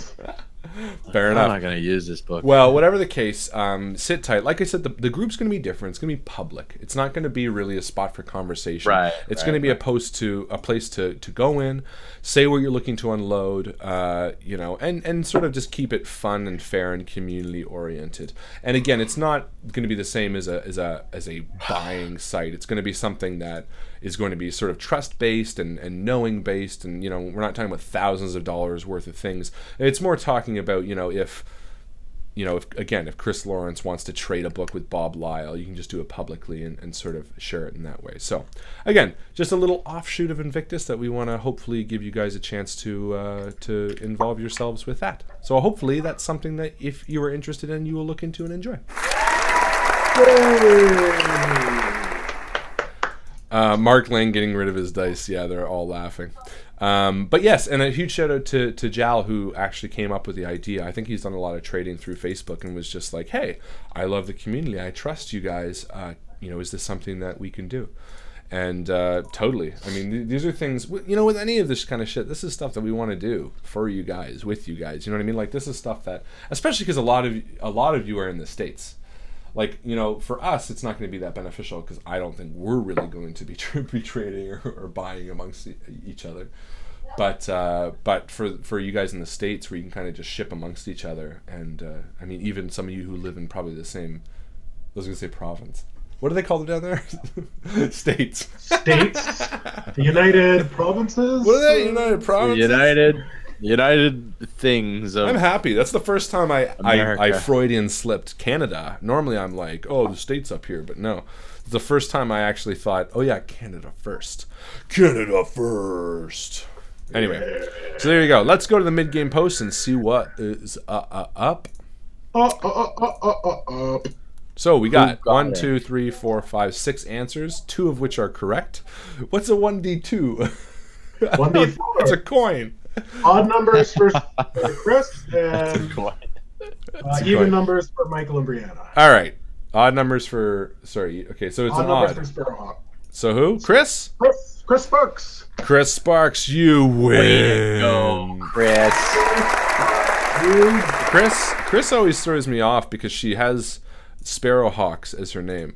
So when she hangs out during the spooky stream, I always have to remember. I'm like Sparrowhawk. Oh, that's Chris. It's the CS at the end that I remember. Yeah, especially when we have to pay more in Canadian. Yeah, it's ridiculous. The difference between Canadian and American or US or whatever right now is just like anything I back in American, I just like it just eats me. I'm like, oh my god. Yeah, it's just like, oh, there goes a paycheck. United Colony. Yeah, pretty much. A paycheck. Yeah. Man, I had to buy. I was gonna say tampons. But it's the opposite. It's the opposite in the States. Because they order something from Canada, which yeah, they could buy double the amount of tampons. And they're just like, yeah, let's just buy all of Canada because their dollar is so cheap. Oh, for sure. You can buy just. Us, if we ever do work down in the States and get paid up here, then it's really nice. Yeah, you can basically buy a million tampons. You can buy a million tampons. If you needed to. You can do whatever you want. Part. Well, now we have 25 people watching and 26 likes. Guys, well, I just don't you didn't have to do more than required. You just had to do enough. You guys are amazing. How did one person do likes?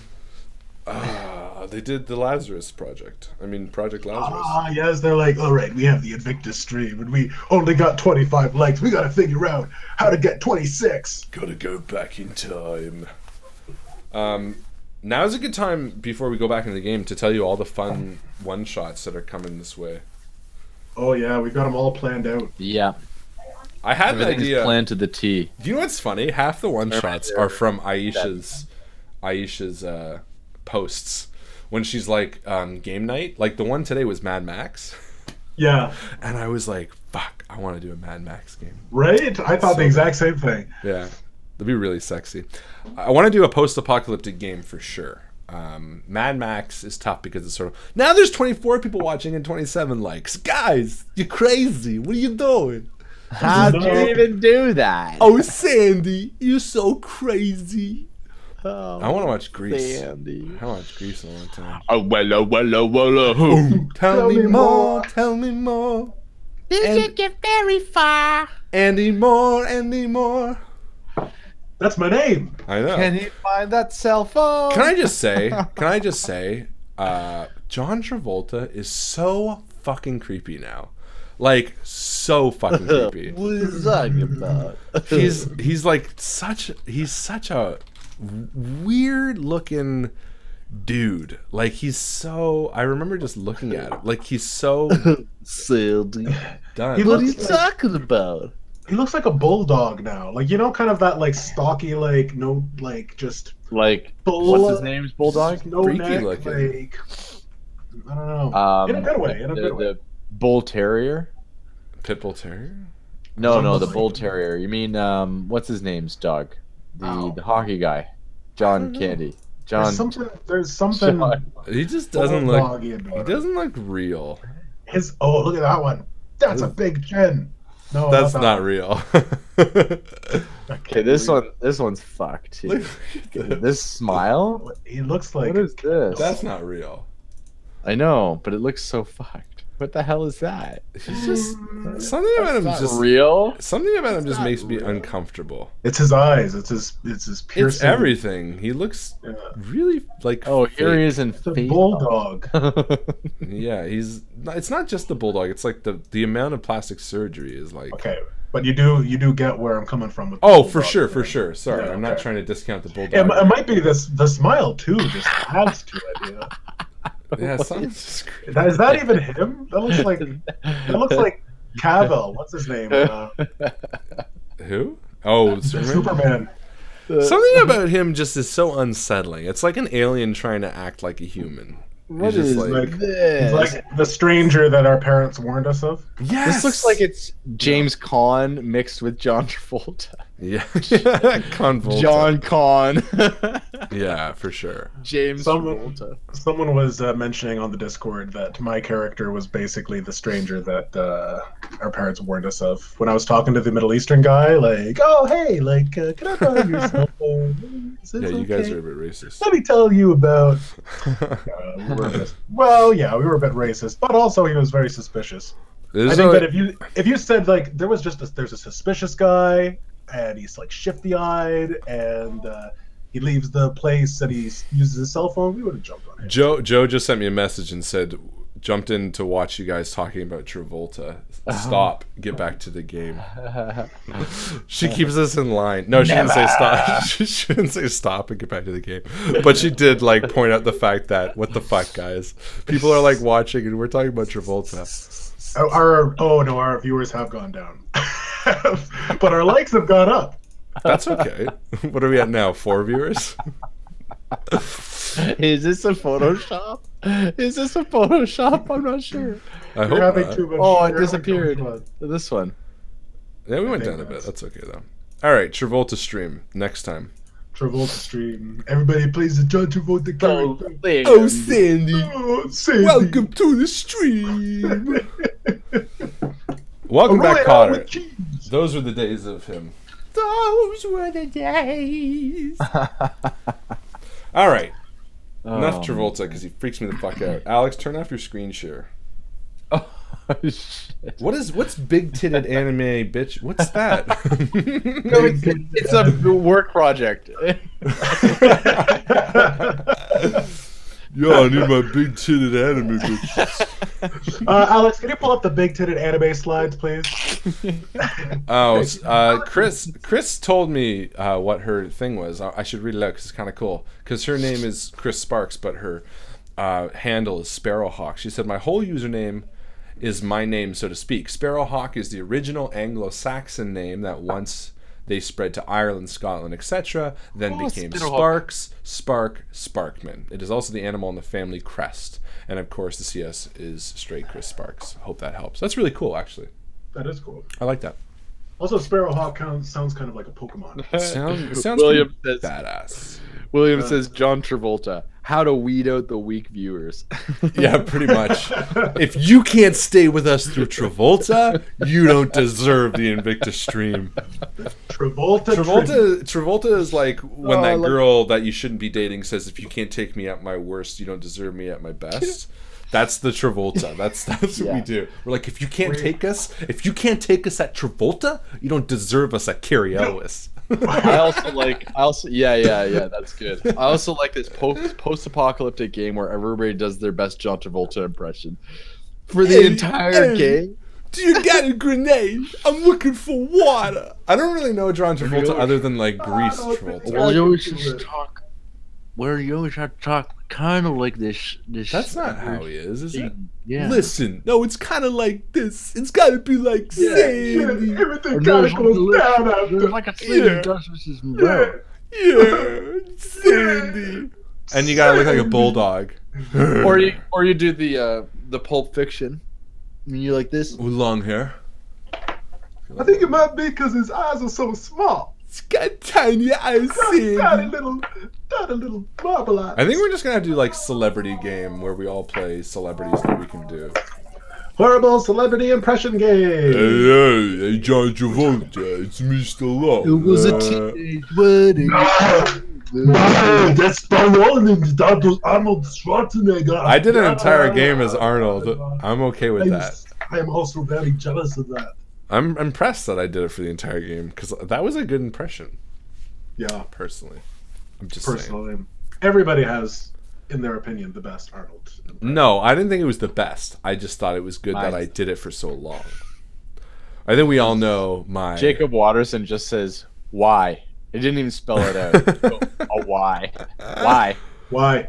Why. I was gonna Why are say you doing this? it's the Shaggy that I think I did the best impression of. Yeah. Oh yeah. Oh gee.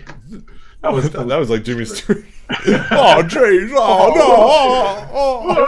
You want the I didn't let moon, myself get Scooby? into it, you know. You want the moon, Scooby?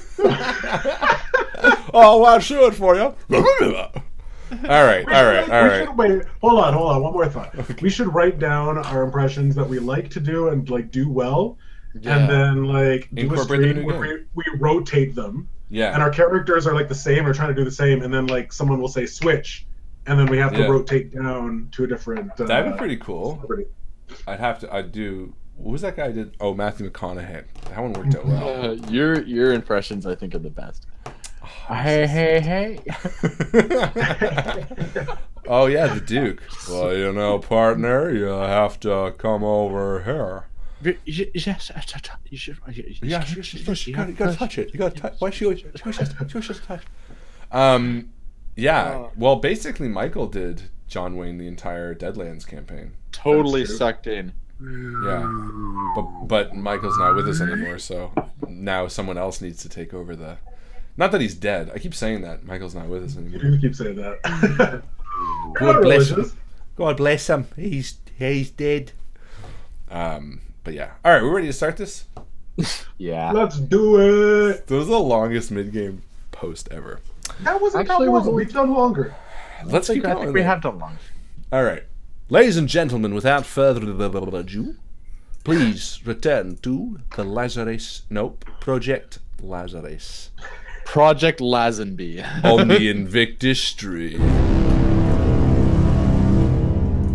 Thunder cracks, and a loud rumble sounds out from the sky above you as you enter the well-lit lobby of the hotel. Before you is a large double staircase. At the top of the stairs, an older woman in a long red dress argues with a man in a tuxedo. Tears in her eyes, she pulls away from his grasp. To the right of you, you hear a loud ding as the bald, dark-skinned man at the front desk slaps a gold-plated bell. Before him stands a young, nervous-looking man with thick-rimmed glasses. The bellboy comes within seconds. He looks to be a thin, wire-framed man with black hair and a bit of a limp. A heavy-set man brushes between the two of you, coughing loudly as he does, knocking the wet newspaper out of your hand, Andy. It hits the hotel lobby floor with a wet thud. It reads September 26th. A small voice sounds from behind you. Do you have the time?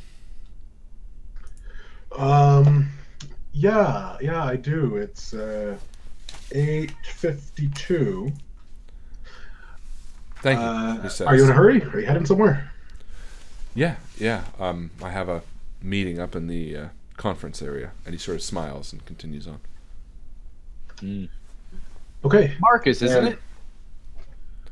And he sort of stops and has like a confused look.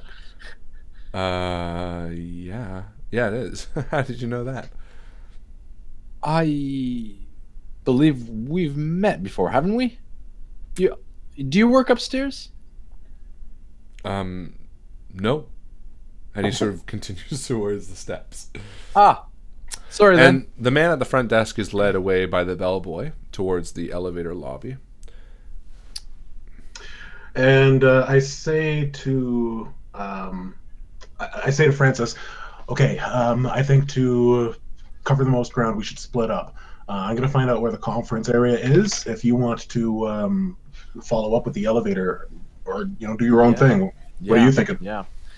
First thing I'm going to see, and I see the janitor coming along, and I'm going to say, I have a feeling that his cart might be in that ballroom, and I'm going to send him on a search for it in that ballroom. So didn't you have a problem with him before? Yeah, but I'm not going to have the same problem with him again. It's true. So, and then you're going to go up and find the conference room, or are you going to follow that guy? Yeah, I'm just going to see if he's up to anything. You know what? I might actually wait. I'll find out where he is. I'll be back. Yeah. And then I'm going to follow the guy with the dark rim glasses. Sure. So this time you're following him. I'm going to follow the dark rimmed glasses. So he's being led by the bellboy to the elevators, and they're sort of just standing there quietly. The man with the thick rimmed glasses standing a bit behind the bellboy. He's wearing a sort of a long, felt trench coat, black, and he pulls out his phone and he starts flicking through it a little bit, and he puts it back into his pocket, and he looks over to you, kind of nods quietly. This is the nervous guy? This is the guy that was being checked in when you sort of walked in. Yeah, but he looks nervous guy. He does look nervous, yes. Okay. But I'm not standing by the elevator. In fact, I'm watching from across. I'm gauging what. Okay, out in front. First of all, yeah. First of all, there's two things. I'm trying to catch the janitor, and I'm hoping I can do that before they go up to the elevator. And at the same time, I'm also seeing what level they push, so that if I miss them. So you're pretty far away to see what level they push. Oh, right, because that's inside the elevator. Yeah. Okay. Well, I still want to wait for the. Yeah.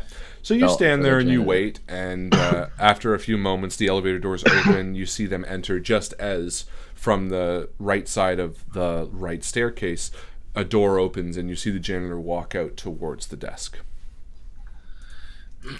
And I interrupt him before, I intervene before he gets to the desk, and I say, "Excuse me, are you the janitor?" And he sort of looks at you and says, I'm the manager, the janitorial manager, yeah. Well, I have a feeling that someone left one of your carts in the ballroom. And he's kind of like sighs. He's like, "Fuck, I fucking knew it. Can you tell me where they put it, please? Where did you see it exactly?" I didn't see it. Somebody mentioned it to me, and so I just maybe go take a look for it in there. I hate to send you on a wild goose chase. I hope it's in there. Honestly, but someone mentioned it to me as I was coming out. And he kind of nods, says, "All right, fine, thanks." And he heads back towards the service door he exited. Okay. With that being said, I now walk towards the ballroom. Yeah. I guess. And as you do assuming that he's gonna come through the service door in the ballroom. No, he's sort of walking back to the service door that he went to. It sort of, I guess, runs behind the scenes in a way. Yeah. But that's what I'm thinking. He'll probably go. Oh, I see what you're going. You're going to go to that. So I'm going to go to the ballroom in hopes that, and just so you understand, audience and Justin, what I'm thinking is that if he goes and if the cart's in there and there's the bomb in the cart, this is where my mindset's going. And if he tries to move it, whoever follows him obviously knows something more, and they might be saying, "Hey, leave the cart where it is," or whatever. So maybe it's got nothing to do with the cart. But I head to the ballroom. Okay. And meanwhile, Andy, you are what? Sorry. I'm going up to Curtis, the front desk, and I say, "Excuse me." And he says, "Yes. How can I help you?" "Can you tell me where I can find the conference room?" We have multiple conference rooms in this facility, all on the second floor. All on the second floor. Perfect. I can just take the stairs up there? Yes. Yeah, all right. Thank you very much. No, you're welcome. And there's 2 grand staircases ascending to the second floor. Perfect. And I'm going to walk up there and begin looking in through the slatted windows to see what rooms lights are on, see which ones have the most activity. Sure. So there's no windows, but you kind of see 4 main conference rooms up on this level, and you see another set of stairs sort of off, heading back down in the direction of the bar/ballroom. You see another set of stairs in the opposite direction, heading towards what you can only assume is maybe another service door, and then a set of elevators which are just sort of for the second story as well, in the same area of the elevators. And the conference room are each named after different areas of Illinois. I don't know them, but we'll just say North, South, East, and West. Yeah. North Conference, South Conference, East Conference. The 4 directions of Illinois. Yes, the one thing we're known for. Okay, and I'm just gonna go from room to room and just take a listen, see what lights are on underneath the door, I guess, and. Sure. So the first 2 conference rooms are locked. You get to the South Conference room and you sort of open it and you see maybe 15 people in suits and with suitcases in front of them, sort of half turned towards you as you open the door. Excuse me. And I close the door. Coffee? Yeah, right. And the last conference room is vacant, and there's some tables sort of barren of there's like some water glasses half drank on them, and a few tablecloths sort of tossed off them. Looks like it's sort of in turnover. I'm going to take a look at that room. That The second empty room. The empty room, yeah. Sure. Yeah, you enter in. The lights are on. The mic is still sort of active. It's a pretty small conference room. What are you looking for? A bomb. Okay. You don't see a bomb. No, I'm looking for anything that could like hide a bomb. No, for sure. You take a pretty extensive look at the room. It takes you about 10 minutes, and you don't see anything in this room. Meanwhile, Francis, you have crossed through the ballroom? No, I'm in the ballroom. I'm standing by the door, and meanwhile, while I'm looking for, while you're standing there, the woman in the red dress opens and sort of looks at you and goes, "Oh, sorry," and she sort of walks past you and enters. And I touch her arm and I say, "Excuse me." And she sort of recoils a little bit as she has tears in her eyes, and she sort of wipes and says, "What? Is everything okay? I saw you arguing with your husband outside, and she kind of just shakes her head and says, "Yeah, well, he didn't want to be here in the first place, so fair enough." I get it. Same thing with me. Not all partners are in agreement with the same mindset as we are. I assume your husband is not so left wing as Senator Tolles. No, it's nothing like that. It's a personal issue. I don't really want to talk about it. Well, I'm sorry for prying, and I just hope that you can find some happiness here. And no, of course. Maybe is there anything? Do I sense any need to follow this lead? I don't know. This is she what could I be would the like bomber for all you know. I don't know. That's kind of what I want to find out. She does have a dress with pockets on it, which is like every woman's dream. She's got pockets. Yeah, like a dress with pockets, like right here. What's she look like? She's older. Looks to be maybe late 40s, early 50s. She sort of has a bit of gray in her hair. She's beautiful. She's got a necklace. Striking features. What's the necklace appear to be? Diamonds. Okay. Pure diamonds. So it's not like a symbol. Not like a terrorist symbol. Yeah, I'm a terrorist. I'm keeping an eye out. I know you love pockets. All women love pockets. Yes. It's like true. The thing. That's not a joke. I know it's not a joke. So I say to her, "Hey, well, listen. Maybe join me for a drink in the ballroom here. Totally, platonic." And she sort of considers it for a second, and I enter into the ballroom, and I kind of lead the way, and I head towards sure. Where I mean, you're not a bad looking guy. You're better looking than Francis ever was as Charlie Boorman. Yeah. And and as you do, you see the young Middle Eastern man sort of walk towards the exit past you into the lobby. And meanwhile, Annie... Hey, good evening! As I pass by. And he sort of just kind of looks at you. And Justin, you've searched the room, and you haven't turned up anything. Okay.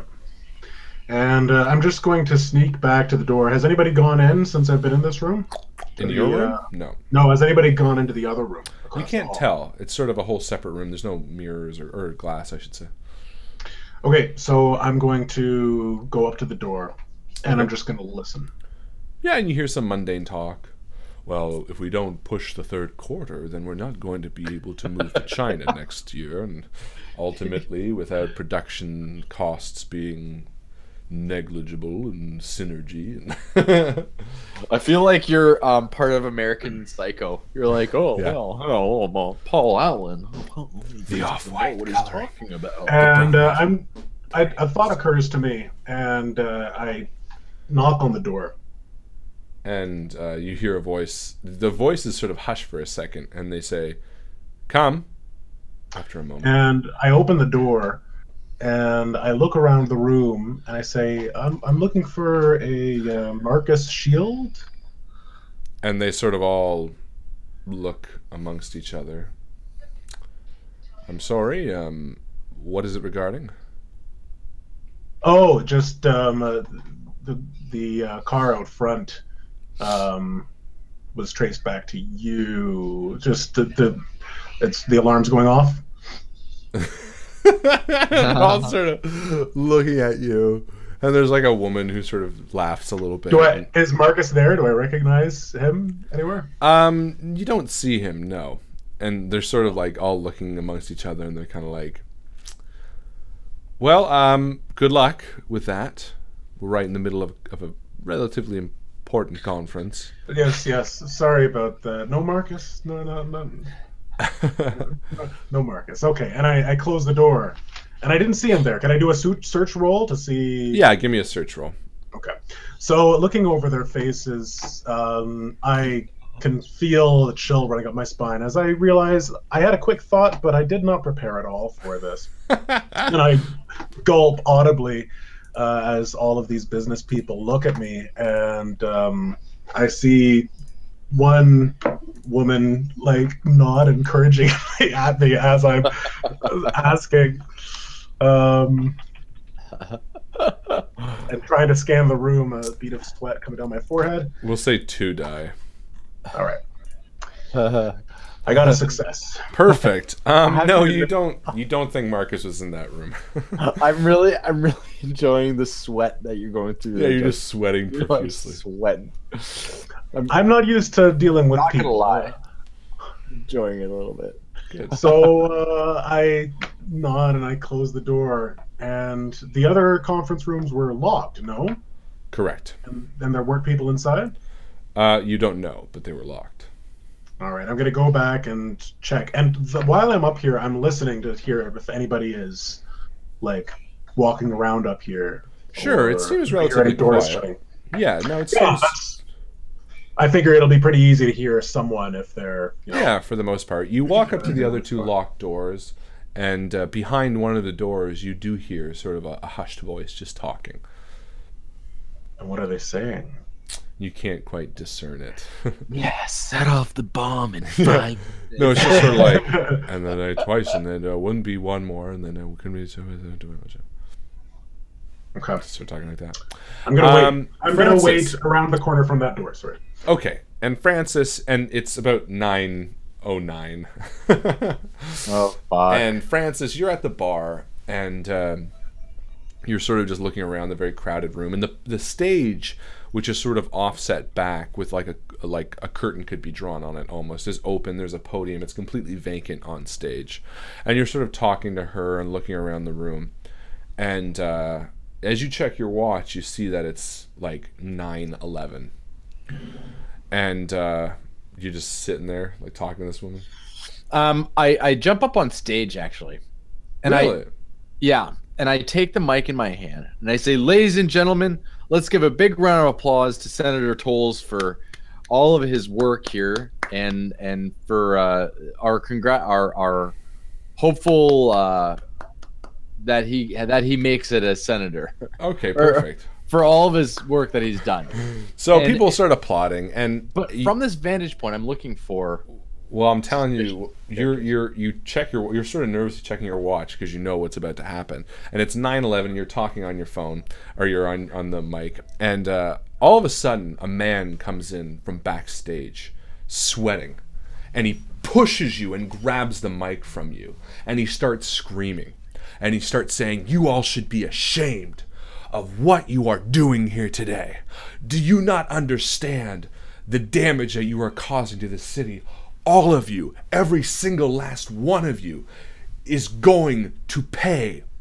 And as he talks, does he push me off the stage? He pushes you like off the podium and tries to talk. Right. He grabs the mic and he's like talking, and I let him. And before the last words exit his mouth, you see the explosion come from the podium, exploding out instantly, and you die. And as you sort of see the fire coming down the hallway, Andy, and you're engulfed in flames as the entire conference area just gets demolished as well, you both wake up back in Lazarus.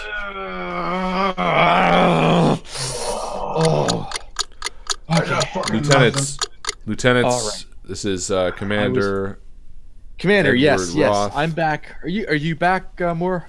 Yeah, I'm here. Okay. Listen. It's in the podium. It's in the podium. The man, he may not be of setting it off, but there was definitely a man that was screaming into the microphone as it was set off. So I think whatever happens, we need to make sure that that podium gets out of the room and maybe find out who plants the bomb in the podium. Well, that's the most important thing, because even if we do take the bomb out, we're only in for 20 minutes. But If maybe we could someone will somehow- make themselves obvious. If we could somehow stop the explosion, then maybe perhaps the police can check the bomb for fingerprints. That could work. Harlan, would you? What? Are the police allowed?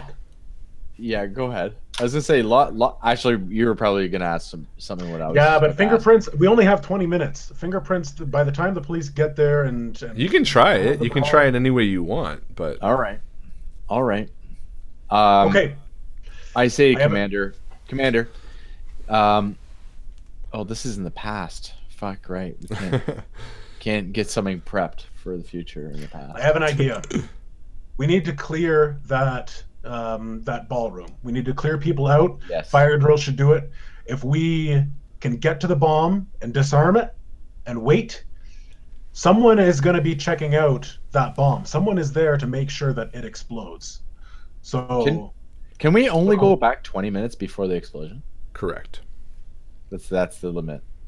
Yes, Lieutenant, it's 20 minutes. Basically, when a body dies, there's a sort of an afterglow that lasts a maximum of 20 minutes. That allows you to inhabit these people, but only for that Alright, set of okay. time. So I knew I should have known that. I'm sorry, Commander. I did know that. No, You- it's you had explained understandable. it already. It's- My Have you mind's been found going out under a anything lot of about the pressure. bomber? We need information. We have less than an hour before the bomber has threatened to do this again. Gentlemen, please, what have you found? Tell me. what did you say he said? They left it in the podium, right?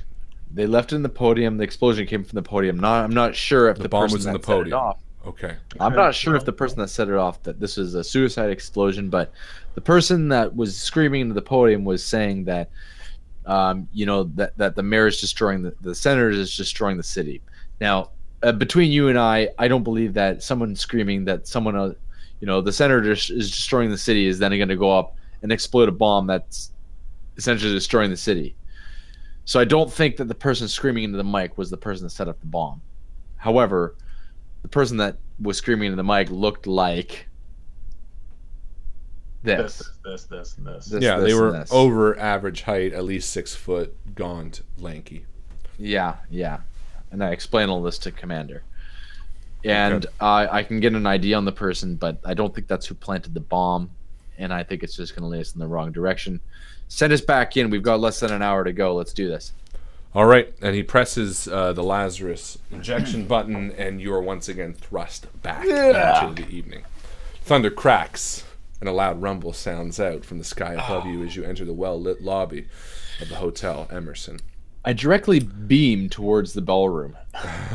You don't want to hear the And, description? The man asks me for the time, and I say, it's 8:50. And he says, "Oh, thank you." And he continues walking towards upstairs. And you beam towards the ballroom. Yes. And immediately I beeline it again for the back of the stage, Okay. where I not necessarily sneakily, but without creating, I can't think of the word, without creating much disturbance, I do sneak onto stage. And I'm following Okay. Francis I step on the stage. behind. Okay, so the two of you enter the ballroom, and you walk along the sort of side of the He's stage. ahead of me. I'm just kind of following. I don't know what he's doing exactly. Okay, perfect. And you make it backstage pretty easily. And I go up onto the stage and I No, and basically I step onto the stage as if I'm doing some maintenance, and I check out the curtains, and I look at the podium, and then I bend down at the podium and I open it up, and there's like tick, tick, tick, tick, tick, tick. Yeah, there's it's like old fashioned. It's so no, it's listen. This is enough C4 to level a fucking building. This is like 6 cartridges of plastic explosive, which is just, well, I don't know how much it is, but it's a fuck ton. Like, it's a lot of explosives, more than you've ever seen. I stand up and I speak into the microphone, ladies and gentlemen. Let's just give a big round of applause to our senator, Mr. John Tolles. And I begin the applause, and then yeah, they start applauding. And I try to pick out the black man with the briefcase. Is he in this room? No, he's not. Okay. I say thank you very much for all of your donations this evening.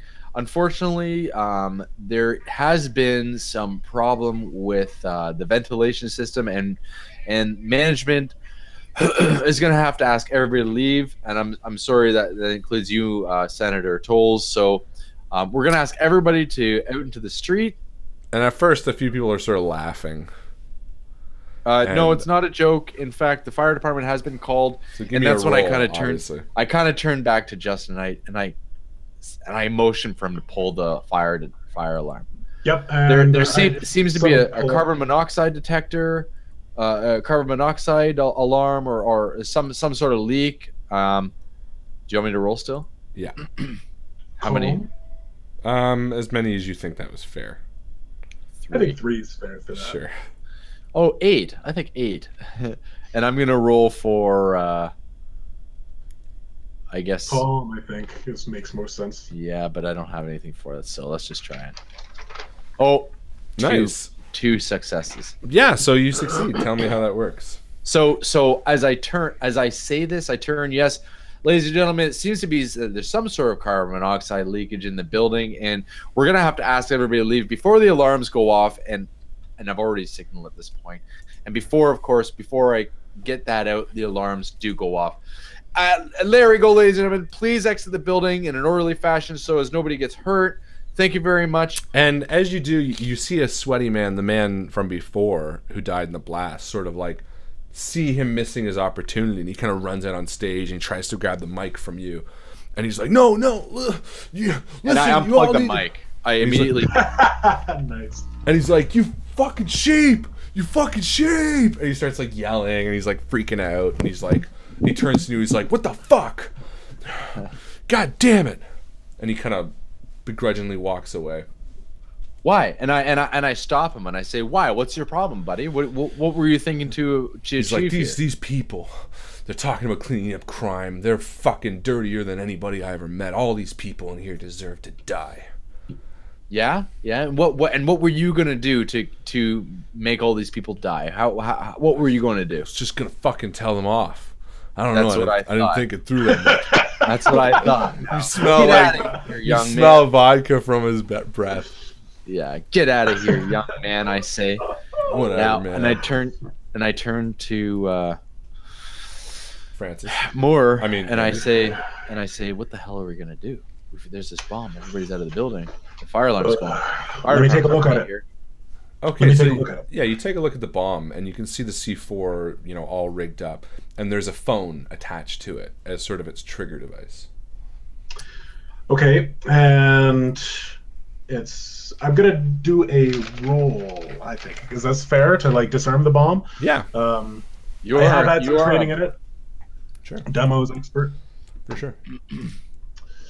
Boom, boom, boom, boom. You are an engineer in the military, so. All right, so I kneel down in front of the podium and I pull back the little purple curtain, and Hence, I see the blocks of C4 sitting there strapped together with a Samsung. It's a Samsung. No, it's a Nokia. The ones It's a that Nokia can't be destroyed. Okay, Nokia brick. I'm gonna leave him there, and I'm gonna make my way to the exit and try to find somebody. I'm just gonna roll 2. Continue. I got a success. Perfect. Okay, so yeah, you take a look at it and you see that there is, in fact, a Nokia phone sort of tapped into it, and you reach out with with your hands and unplug it, and it comes out. The phone's on, and knowing these devices, it has to be called to sort of trigger the bomb. That's how these bombs work. And Francis, you head out to the lobby area. Yes, and at this point, people are filtering out through the lobby out into the street because the fire alarm's been pulled. And as the fire department arrives, what the hell? I don't know what to do here. I look for people on their phone. Everybody's gonna be on their fucking phone. Yeah, they literally are. Like, everybody now is on their phone. Like, everybody. I look for the person that's not on their phone. I walk through the crowd. I look for somebody that's not on their phone. There's a few, but now, like, everybody in the building has sort of come out. You know what I mean? Like, you see people coming down from upstairs. You see people coming out from the bar. Everybody's upset. The fire department shows up. The police show up. I explain what are you the doing, situation. Andy? I'm checking. Chris Sparks had a really great idea that I check the call history. So I'm going to go into the phone. Is it locked? No. Okay, so I go right into the call history. And I used to have a Nokia. Yeah, and there's a last number dialed. Last number received, it would be, I imagine. Yeah. Or dialed. Either way. Yeah. So, and I'm going to write it down. Sure. Okay, and what is the number? It's 555 604 555 9200. 9200. Okay, and is there a last call received as well? No, it's just the one number. It's like it is the last call received. Yeah, that's the number. What time is it? On the phone. No, what right time now? is it now? It's like 9 o'clock, maybe. Okay. So as the police arrive, I explain the situation and I say, "Look, The police aren't there yet. All right. So by the time you got there, like it's like maybe 10 minutes. They'd still take another 10 minutes to get there. Good. Okay. So now you can, like the whole building's flooding out. People are leaving. You come, Francis, or Andy, you're standing over with the phone in your hand. Yeah, I've also removed the blasting caps. Yeah, I guess I go back inside and I go up to Andy and I say, "Look, there's everybody out there is on their phone. There's literally no way to identify this person unless we have some high tech information. You know what though? The fact is we've got a phone number and the bomb is not going to go off, right?" That's right. So let's just hang tight, see what happens. Let's see if maybe someone comes into the room. Nobody should be coming into the room other than maybe police or fire. That's a good call. Let's wait outside. And if nobody comes in, I might be getting a cell phone call pretty soon. Yeah, absolutely. Yeah. And you head out to the lobby. No. I want to wait backstage. Yeah, okay. Yeah. You head out backstage, backstage, and you wait, and you wait, and you wait, and eventually you hear sirens out front as it rolls to 912, and the phone in your hand rings. And I look at the number. And it's that same number. Same number. And I answer it. And it's just nothing. You hear someone breathing. Thank you for calling Pizza. How may I take your order? And the number hangs up. That would have been a difficult call to take there more. But you know what? The explosion didn't go off. Well, we've got a phone number, and we know it's linked to someone with I think breath. And the Lazarus Project pulls you out. I mean, Project Lazarus. And you wake up for the first time without pain inside of Lazarus. This is Lieutenant Commander Edward Roth. Commander. Yes. Commander. Yeah. Reverse search this phone number. Andy. The phone number. Phone number is 604-555-9200. Reverse search it. That's our bomber. Let's go, Commander. It's unlisted. It's a burner phone. It looks like. Fuck. We stopped the explosion. And now I guess we don't really have a way to go back to that time if we stop the explosion. What do you mean? I'm going to send you back now. Did you find out who did But it? nobody died. No, we didn't find out who did it. We got the phone. We thought that the number would be enough, but it wasn't. Okay, but here's a Gentlemen, question for you have that's- 37 minutes before a larger explosion is going to kill more people. Here's a problem that I'm going to fuck up your story a bit. If nobody died in this last time we went back, doesn't that change the reality? Doesn't that change the future? It's not Terminator. You're reliving someone's like past. You could say it's an alternate reality, perhaps, but all right, okay. So it's that type of universe. Okay, fair enough. It is definitely. No, it's good to know. It's good to know. You have 37 minutes, gentlemen, please. And like that, thunder cracks and a loud rumble sounds out from the sky above you as you enter the well-lit lobby. Okay, I look at Andy and I say, "You go, unplug. Let's do the same thing as last time. We beeline it for the ballroom." Hold on. It's 8:50. I yelled. We need a phone with an app. Just any phone, any smartphone will do. And I checked my phone. Like this I one. have a phone. Yeah, you have a phone. Okay, and Wi-Fi. Yeah. Wait a minute. I'm going to download a voice changing app Okay. for the phone. And then while he's doing that, I head to backstage.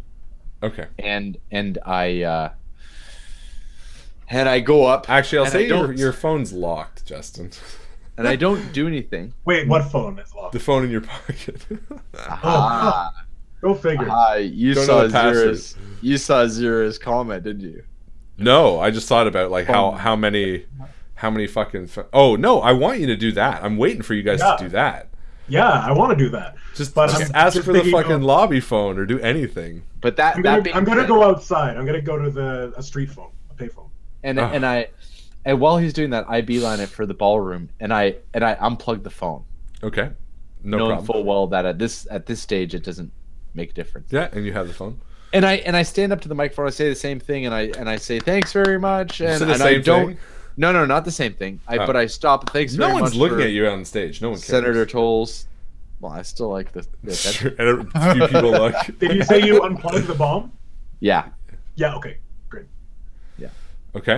And then what I do is I say thanks very much, Senator Tolles, and let's all have a nice evening. And then I pull the podium back, and I close the curtains. Okay. So that it's like now it's not even a mine.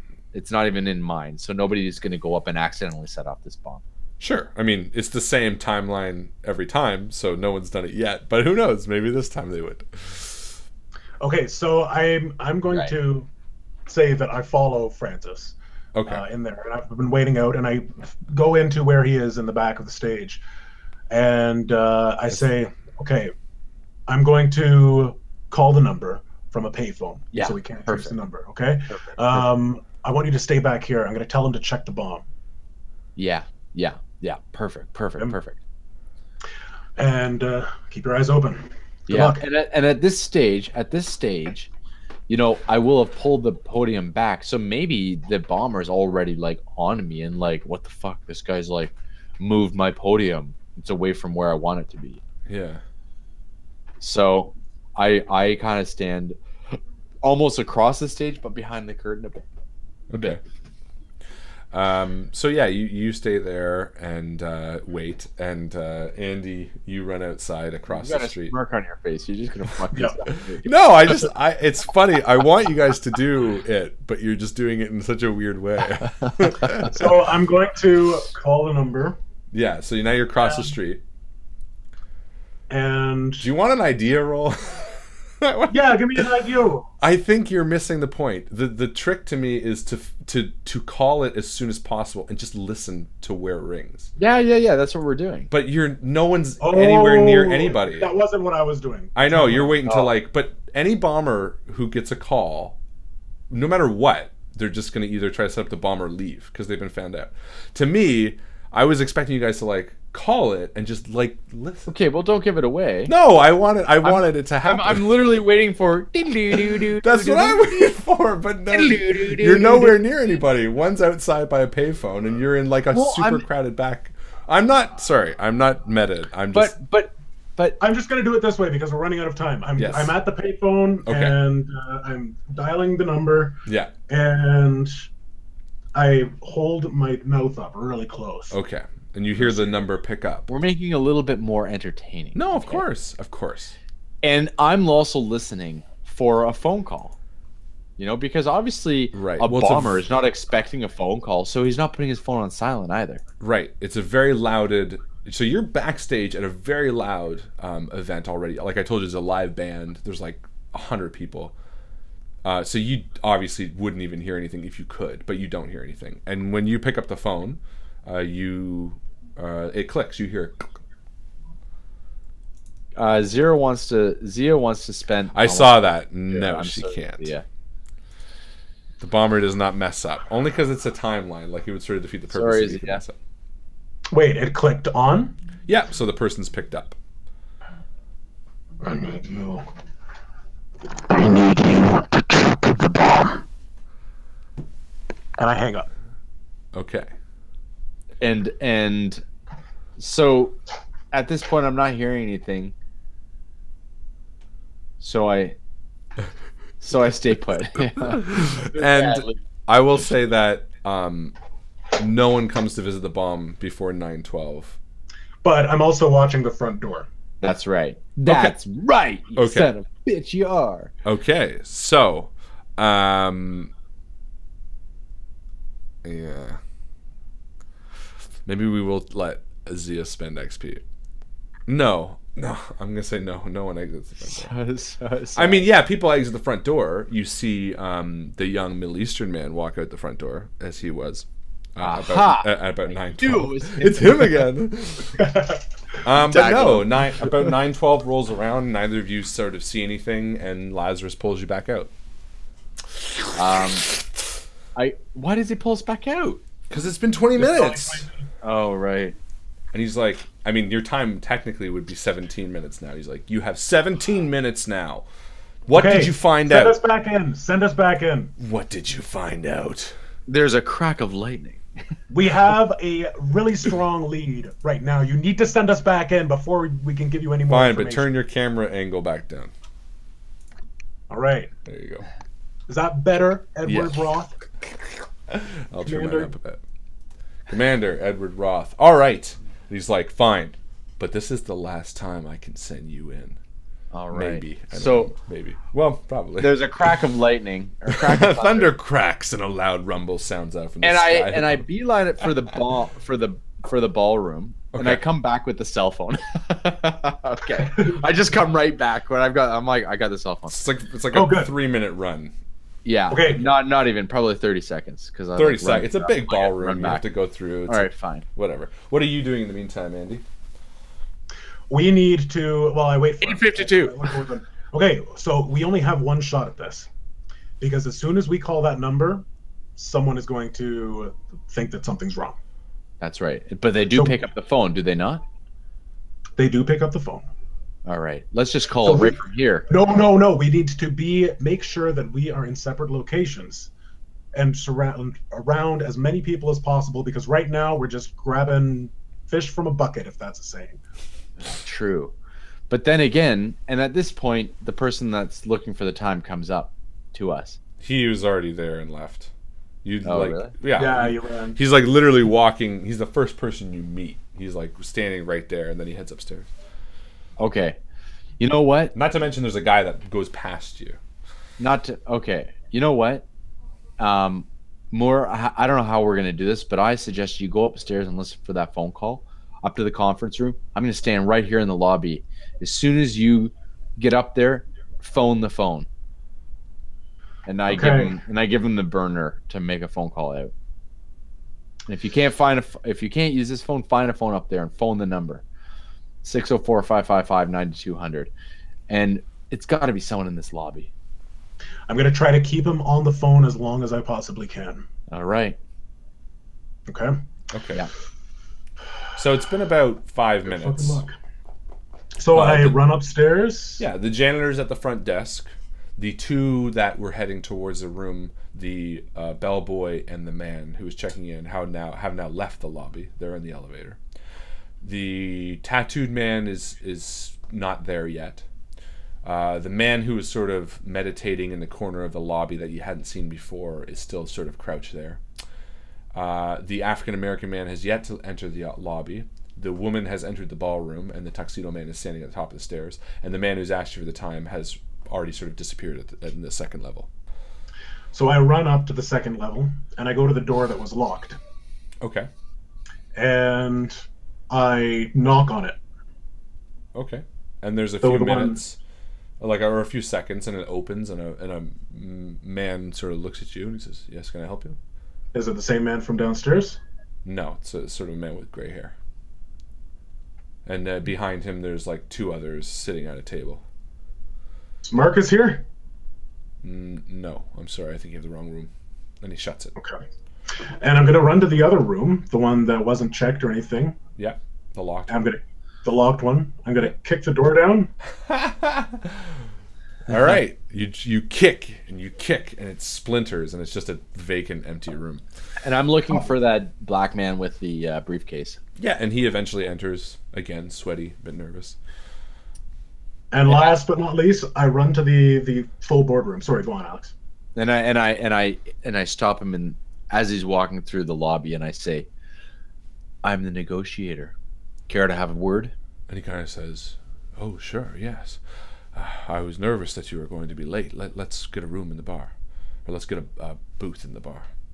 Okay, excellent. In fact, why don't we just have a seat right here? And there's like a bunch of chairs and stuff in the lobby. Sure.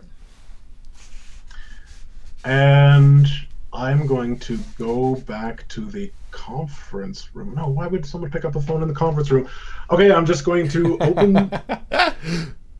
I'm going to stand behind the door. Yeah. And I'm going to call the number. And I'm not going to open it. Okay.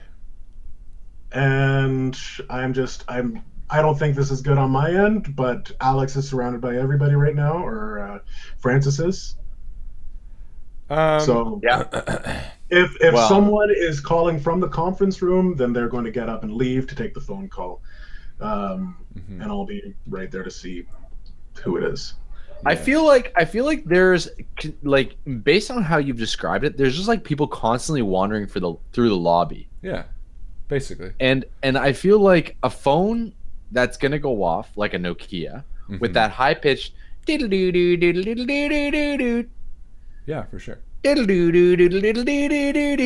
be like recognizable from even across a lobby and into O'Keefe's. However, you've already lost 4 people from the lobby from when it's first started. The man leaving, the man asked you the time, the bellhop, the guy at the desk. We should have given a time. But what I can say is that you call it and you don't hear anything in the conference room. And presumably, I mean, you're sitting across from the man who's kind of like, are you ready to deal? And there's no phone that you can hear ringing. But sure enough, it does pick up. Okay. And I look at my watch and I realize it's what time now? 9:05 maybe, yeah. 9:05. And I realize that, and I say, look, this deal can't go down right now. And I get up and I run to the service entrance.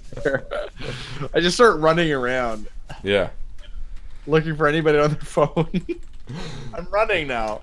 Sure. And you're running down the service entrance, and yeah. I mean, you see the service door. You see I see the janitor? Yeah, he's like walking down the hall, sort of pissed off, like, yeah, can I help you? You're not supposed to be back here. And I like shove him to the side. It's not you! And I like go by, and he crashes in the wall. And I Andy, you're just on the phone. You don't say anything, or? I'm listening. I'm just going to listen to the sounds in the background, because he might be in a silent room, and that's going to give me information. Okay, yeah, I like that. Let's do that. You hear a splash, and then it clicks.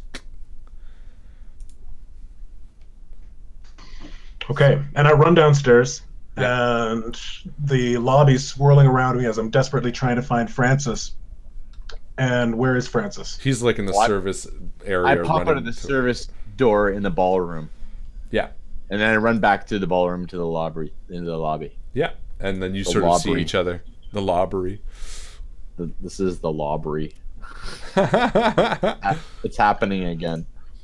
There was a splash, Francis. I listened on the line, and all I heard was a splash. And Is there any fountains outside the building that we know of? No. Any fountains inside the building that we know of? No. would there be anything in the building that would indicate a splash? Water nearby. Is there a pool in the hotel? Are you asking? I run to the elevator and I look at the fire escape map. Is there a pool in the Yeah, elevator? on the second story there is a pool. Basically, Alright. one of those service entrances that goes down goes to a pool, and like a fitness center. I say the pool and I run towards that service elevator, that service That makes entrance. sense. That Yeah, makes so you sense. head up to the second And second maybe level. stay here. What's your name, Andy? I keep wanting to say Aaron. Stay And- here in case he double backs. And it's about 9:10, and as you reach the second story, the second level, and sort of one of those long hallways that was heading towards the back of the building that sort of swoops down, you see a large glass enclosed pool with kids jumping off the high board into it, and it leads down to sort of fitness center on one side, and you sort of continue running around. There's no one really in this hallway, and it leads right to a back door.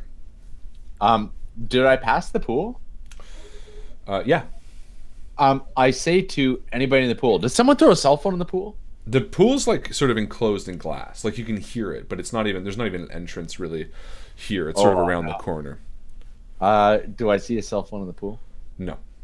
I sprint towards the door leading outside because there's Yeah. a door there, right? Yeah. I sprint towards it, I push it open, and I start looking It's a around rainy desperately night. for anybody leaving, anybody walking out from the Yeah. direction. It's pouring rain, and you see basically a parking lot. And you see a figure sitting in one of the cars. His face is sort of illuminated with the glow of a phone. And as your clock clicks to 9:12, the building explodes behind. No, it doesn't. No, we've got the phone. No, I've got the phone. Oh, my apologies. Lazarus ends. And pulls you out. Gentlemen, you have 10 minutes. This is not time to fuck around. Do you have anything? Commander? Yes. We know where the bomber was, when he called the bomb. to I am explode. sending you back in. This is the last time. This is Yeah, the last I fucking know, time. Commander, okay. I am sending you in. Get ready for Lazarus. Thunder cracks and a loud rumble sounds up from the sky above you. What As kind you of car? enter the well-lit lobby of a I run hotel. into the ballroom. Before you is a large double staircase. At the top of the stairs, an older woman in a long red dress argues with a man in a tuxedo. Tears in her eyes, she pulls away from his grasp. To the right of you, you hear a loud ding as the bald, dark-skinned man at the front desk slaps a gold-plated bell. Before him stands a young, nervous-looking man with thick-rimmed glasses. The bellboy comes within seconds. He looks to be thin, wire-framed man with black hair and a bit of a limp. A heavy-set man brushes between the two of you, coughing loudly as he does, knocking the wet newspaper out of your hand. It hits the hotel lobby floor with a wet thud. It reads, September 26th. Do you have the time? A voice says from behind you. 8:52. Thank you, he says, and begins walking towards the large stairs in the center of the lobby. You get the phone. I'm going straight for the pool. Does anyone exit the lobby through the front entrance? The man who pushed right past you, yes. Oh, he is not going. I thought he was going to the desk, not from the desk. No, he's leaving. Oh, that makes all the sense in the world. I beeline it for the ballroom, Okay. unplug the phone, and come directly back. Okay. By this time, I've already run up to the second floor, and you know what? No, I'm going to go around back. and I'm going to look for that car. Okay, sure. So you head around back and you exit to the sort of lobby from the main floor, and you have to set a set of small stone steps up into the rainy night. And yeah, you see parked a fair distance away out of sort of the blast zone. I mean, it's far off in the parking lot because this would be enough C4 to level a building. You do see a white van. Okay, and was that the car that he was driving? Yes. Okay, I'm going to memorize the license plate. Yeah, and you have it. I mean, it's C1ZY428. See if you can remember that shit. Y428. C1ZY428. As I step out the front door, and I see basically across the parking lot, I see Andy at the opposite exit, way off in the corner. He sees the car. It's kind of between him and I. And using the burner phone, I phone the phone number. The 607. And you're both outside? 9200, yeah. Okay. Yeah, and it rings and you hear it click as it picks up. And I breathe into it. And as I breathe into it, I walk towards the car that's in the parking lot with the man looking at the phone. No, he's not in the car yet. With the person. There's no one in the car. Okay. And the two of you are in the parking lot and the phone hangs up. Okay, I don't know what Alex is doing. I haven't seen this happen. Yeah. So I see the car and I'm going around back to the back entrance where he would have escaped from. Okay, perfect. And yeah, I mean, you're about 15 minutes before, I guess, or 10 minutes before this person would have exited. So you're just waiting? Well, no, the phone call would have probably triggered him. Mm-hmm. That's what happened last time. Right. And I'm Well, you seeing said that something part. in the phone call, didn't you, last time? Nope, No. I just kept it silent. Yeah, so I'll say that triggers him a bit quicker. And you're standing there, and out walking from the back door is Marcus Shield, the man who asked you the time at the beginning. And he sort of looks odd at you for a second and sort of smiles and continues walking towards the van in the parking lot. Can I borrow your cell phone? I say. He sort of stops. And I tackle him. You just fucking tackle him? I just fucking tackle him. Okay. Yeah, you like succeed instantly. Like you just knock him down. His briefcase goes flying and sort of slides out under his hand, and he's like, what are you doing? And you sort of have him pinned to the asphalt. He's not really putting up much of a resistance. Give me your goddamn cell phone. And yeah, he kind of looks down to his pocket.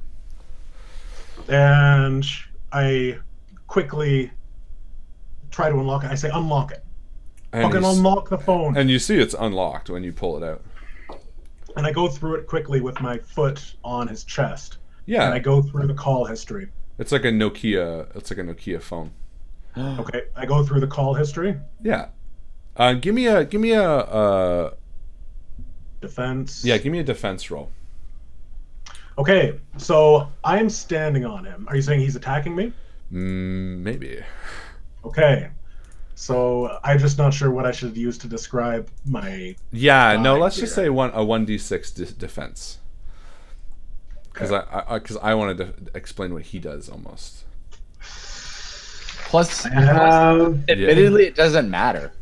4 in defense. Perfect. I have a 4 in defense. Okay, You could die. so you don't succeed. So, Francis, you see this because it's sort of en route to the. And what you see is you see Andy sort of tackle this man, pull out the phone, and as you're sort of flipping through the phone, the man on the ground is sort of looks nervous, and he reaches into his coat pocket and pulls out a gun and fires 3 times into your chest. And the bullets rip through your chest as you sort of peel off and still holding onto the phone. You watch the entire thing sort of unfold before your eyes, Andy, or Francis. And Andy, you're still alive as you're sort of clasping at your chest. And he sort of stands up and he turns the gun towards, or he keeps the gun on you. I'm going to say not seeing you just yet, Francis. I look down at the phone and I call the number again. Yeah, and it rings in his hand. as he looks really confused, and he fires one more time into your head, killing Francis, and he reaches down, or killing Andy. Killing Andy. Sorry, and he reaches down and picks up the phone and picks it up again, and says, "Who the fuck is this?" And I just hang up the phone. Nice. And he sort of looks panicked, and he looks around. Are you in like eye shot? You'd have to really be looking for me. But that being said, I am backing away, and I duck back into the I'll give lobby. you a defense roll, because I feel like you're pretty out in the open. Well, I was in eyesight, but I'm way across the other. I'm at the entrance. But I'm saying if you saw him, he's got to be able to see you at least. I can see like the shadows of people. Just roll a defense roll. You should get I'm rolling 2. Sure, you can roll 2. He Yeah. looks. Sure, you can roll It's 2. raining. I'm looking for him. He's not looking for me. And he was gunshot too. Like I'm also like, yeah, he's in the moment. I'm not in the moment, and Yeah. I've got. So I'm even saying 3. I'm gonna say 2, but that's fine. I've already rolled 3. So. Well, it's And success. a 2 That's fine. and a 1. So Success. he sort of quickly looks around, and he heads towards his van, and he fires it up and drives away. Yeah. And I look at my watch. What time is it? it's like 9:05. What are you gonna do for 7 So minutes? I go to the top. I take an elevator to the top floor and throw Andy's just myself dead. off. Actually, it's not a bad idea. You I cut throw down. myself off the top floor. You know what? That's perfect. You do. And you cut under. And what happens is you come back to Lazarus with minutes to spare. And the commander says, "Gentlemen." Marcus Shield. What? Marcus Shield. Marcus Is the Shield. person's name. He looks like this, and I describe him. We also All got right. a license plate C1ZY428. It's a white van. My God. Perfect. We're checking it right now. And there's like a bit of clackering. He says, Clackering. Marcus Shield. Yes, he's an ex Navy SEAL. This is perfect. Bastard. We have his file. We have him on Die file. We Hard? have an address, and we have the van registered in his name. Woohoo! Well done, boys. motherfucker! We're sending it in right now. I unvelcro myself from the wall and I give Andy a big high five. Yeah. I hope we'll be getting a promotion for this. And he says, Oh. "Well, we'll see what we can do." And you're sort of left in Lazarus for a little bit. You're sort of just sitting there for about maybe 25 minutes, half an hour, an hour and a half, and eventually, Commander Edward Roth comes back on and says, "Gentlemen, I have some good news. We went to his address and apprehended Marcus Shields before he was able to set off his device. It was parked in the basement of a massive building in downtown Chicago. Oh, It would have killed the thank entire downtown core, leveled essentially a good chunk of the city. You gentlemen have saved a lot of people today. I want to tell you that this project was a success, and that we hope that we can use you again. And before we get you out of there, you want to go back in one last time and maybe do some damage now that you know who did it?" Fuck yeah. Let's fucking do it. And he's like, I'm sorry. You guys are sick. he's like, "All right, you just you get him this time." And thunder cracks and a loud rumble sounds out as the sky above you as you enter the well-lit lobby. You hear a voice from behind you. "Do you have the time?" the voice says timidly. Yeah, it's 9:12. And he sort of looks at you perplexed. Really? And I give him one of these right to the throat. And he just and he sort of like falls back, and you can And we see him. both- You can see him reaching for his pocket. And we both like grab him by his arms and drag him out the front door. Okay, so before you can grab his gun, you grab his arm, and you grab his other arm, and you drag him out the front door. Yeah. Okay, and you drag him out the front door to the Do we, street. Justin? Yeah, we drag him out the front door. And there's like this like montage. There's like this. I want to know what you guys do wushu style. But if there's you this had a like chance. no. knowing what Here you it know. is. Here it is. Artistic. It's like you see the front entrance from the inside of this lobby, and then you see this happen. This and this guy get dragged out, and the front doors close, and then it stays on that shot, and it's like this lobby scene, and you see through the front glass doors 2 men just beat the pulp out of this like alternate ending. And there's like, you know, very deafened sounds, so you like, still hear it, but it's like I've got an alternate ending. Okay. And then you Dustin see, does an alternate. but then you see, you know, the mouth go on the curb and the big foot comes. All right, so that's Francis's ending. Andy, what's your ending? So we drag him out the front doors. We Yeah. take him straight to his white van. And he's reaching for his like gun and his phone. His gun, yeah. And while Francis has got him, I take the gun out of his pocket and I grab the keys to the van. And Francis is holding him back. And he's just like bleeding him from with his a jaw. military technique. And I against the open van. the van, and next thing you know, we're inside the cabin of the van. The van is filled with explosives. There's like a massive nuclear warhead in the center of this van. Wow. Oh, you're gonna suffer, motherfucker! And I've got him in like the muscle grip. So we put him down on the ground, on his knees, and I ask him, Pull his pants down. "Why? Why are you doing this?" And he's smiling, and like there's blood, and his like teeth are broken from when you hit him, and he's like, "How the fuck do you know so much?" Just answer the question. Why are you doing this? Come on, don't you want a monologue before your end? And I cock the gun and aim it at his forehead. Why not? Not to fuck the world, eh? All right. Good night. And I fire. And the shot sings clean through his head, and he just falls over dead. Some people just want to see the world burn. You watch too many movies, I say, as we walk back to the hotel. You know what he should have said? You know, he's like, why do you want to take it out? You've been here multiple times before, haven't you? Oh, no, I should have ending. said, how do you know so much? It's not my first time. We'll end it at that line. Ladies and gentlemen, this was Project Lazarus, a ripoff of Source Code. Hope you enjoyed. Oh, man. That was a lot of fun. Good job, guys. That was a lot of fun. Yeah, good job to you. That was... Worked a lot better. Good job to the community. And all it these seems characters, good job to the community. Yeah. Great job to the community. These characters... It sounds like...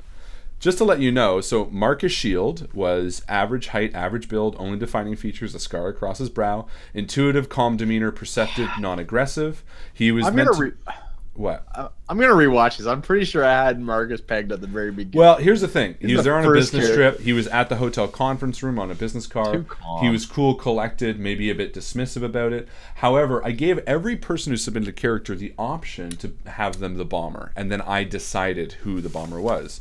So right off here, you can see I asterisked Marcus, and I did the order of who appeared in the game. So Marcus was the bomber from the beginning. I just like the idea of the first person talking to you being like the bad guy. So Marcus... That worked out really well. Sorry, you had more to say. No, that's fine. I just honestly, and I didn't mean to handhold, but I really wanted you to just get right into the game and like call, because it would have rang right here. It would have been like, and you like turn and you just see him and he's like, what? I was waiting for that moment to happen. And I should have kept... I'm glad it didn't happen that way, though. I'm glad it didn't. But it would have been neat. It would have been neat, yeah. But it wouldn't have let me do my Heavy Rain moment where I was like, I listen for what's in the background. That was pretty there was cool, a moment in Heavy Rain where it's like, I got fucking nothing. I don't know. Like, I had no leads. Yeah. And I just like had this one phone call, and then I was like, shit. There's a foghorn in the background. Like, really subtle. Yeah. That was cool. That's true. That was a really nice touch. He's at the docks. So yeah, Marcus Shield was in there. The next guy, George Belby, lean, stringy, 24-year male, brown hair, eyes perpetually frowning, unhappy in general, hates people, very OCD. This was the works as a janitorial manager.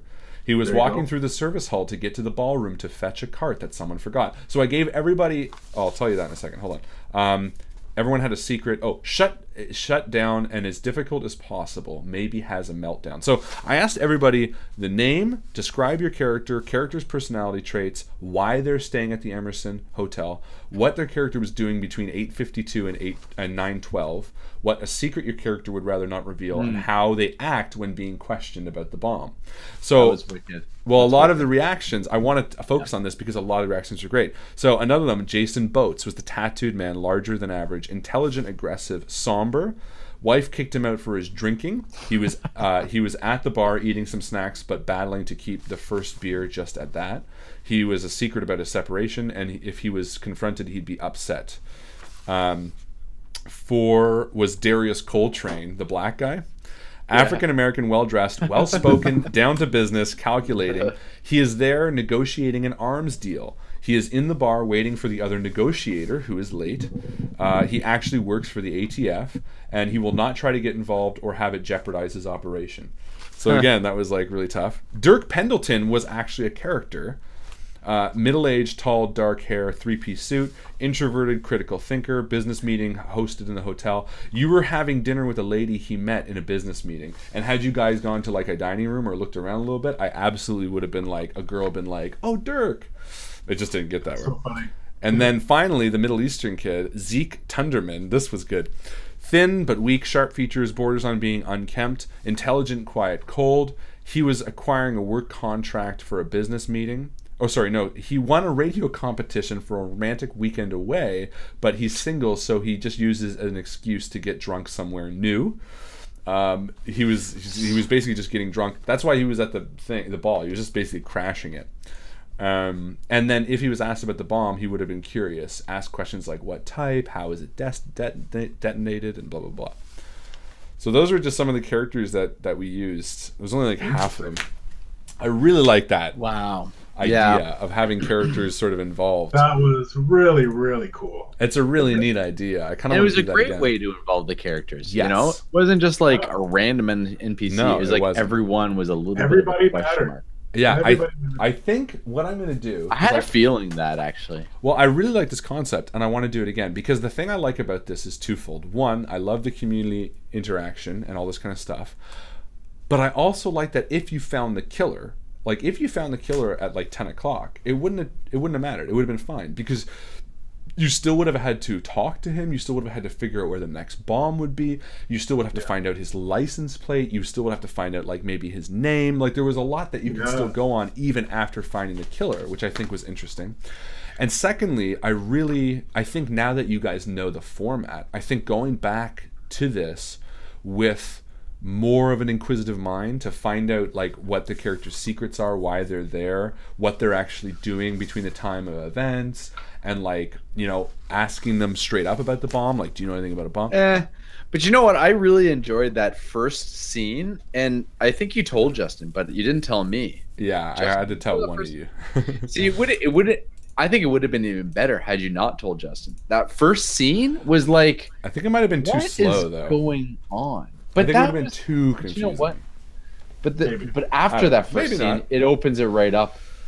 Yeah, I just feel it really like- does. You know, I It's feel just like the first 20 minutes would be too rough without the other person.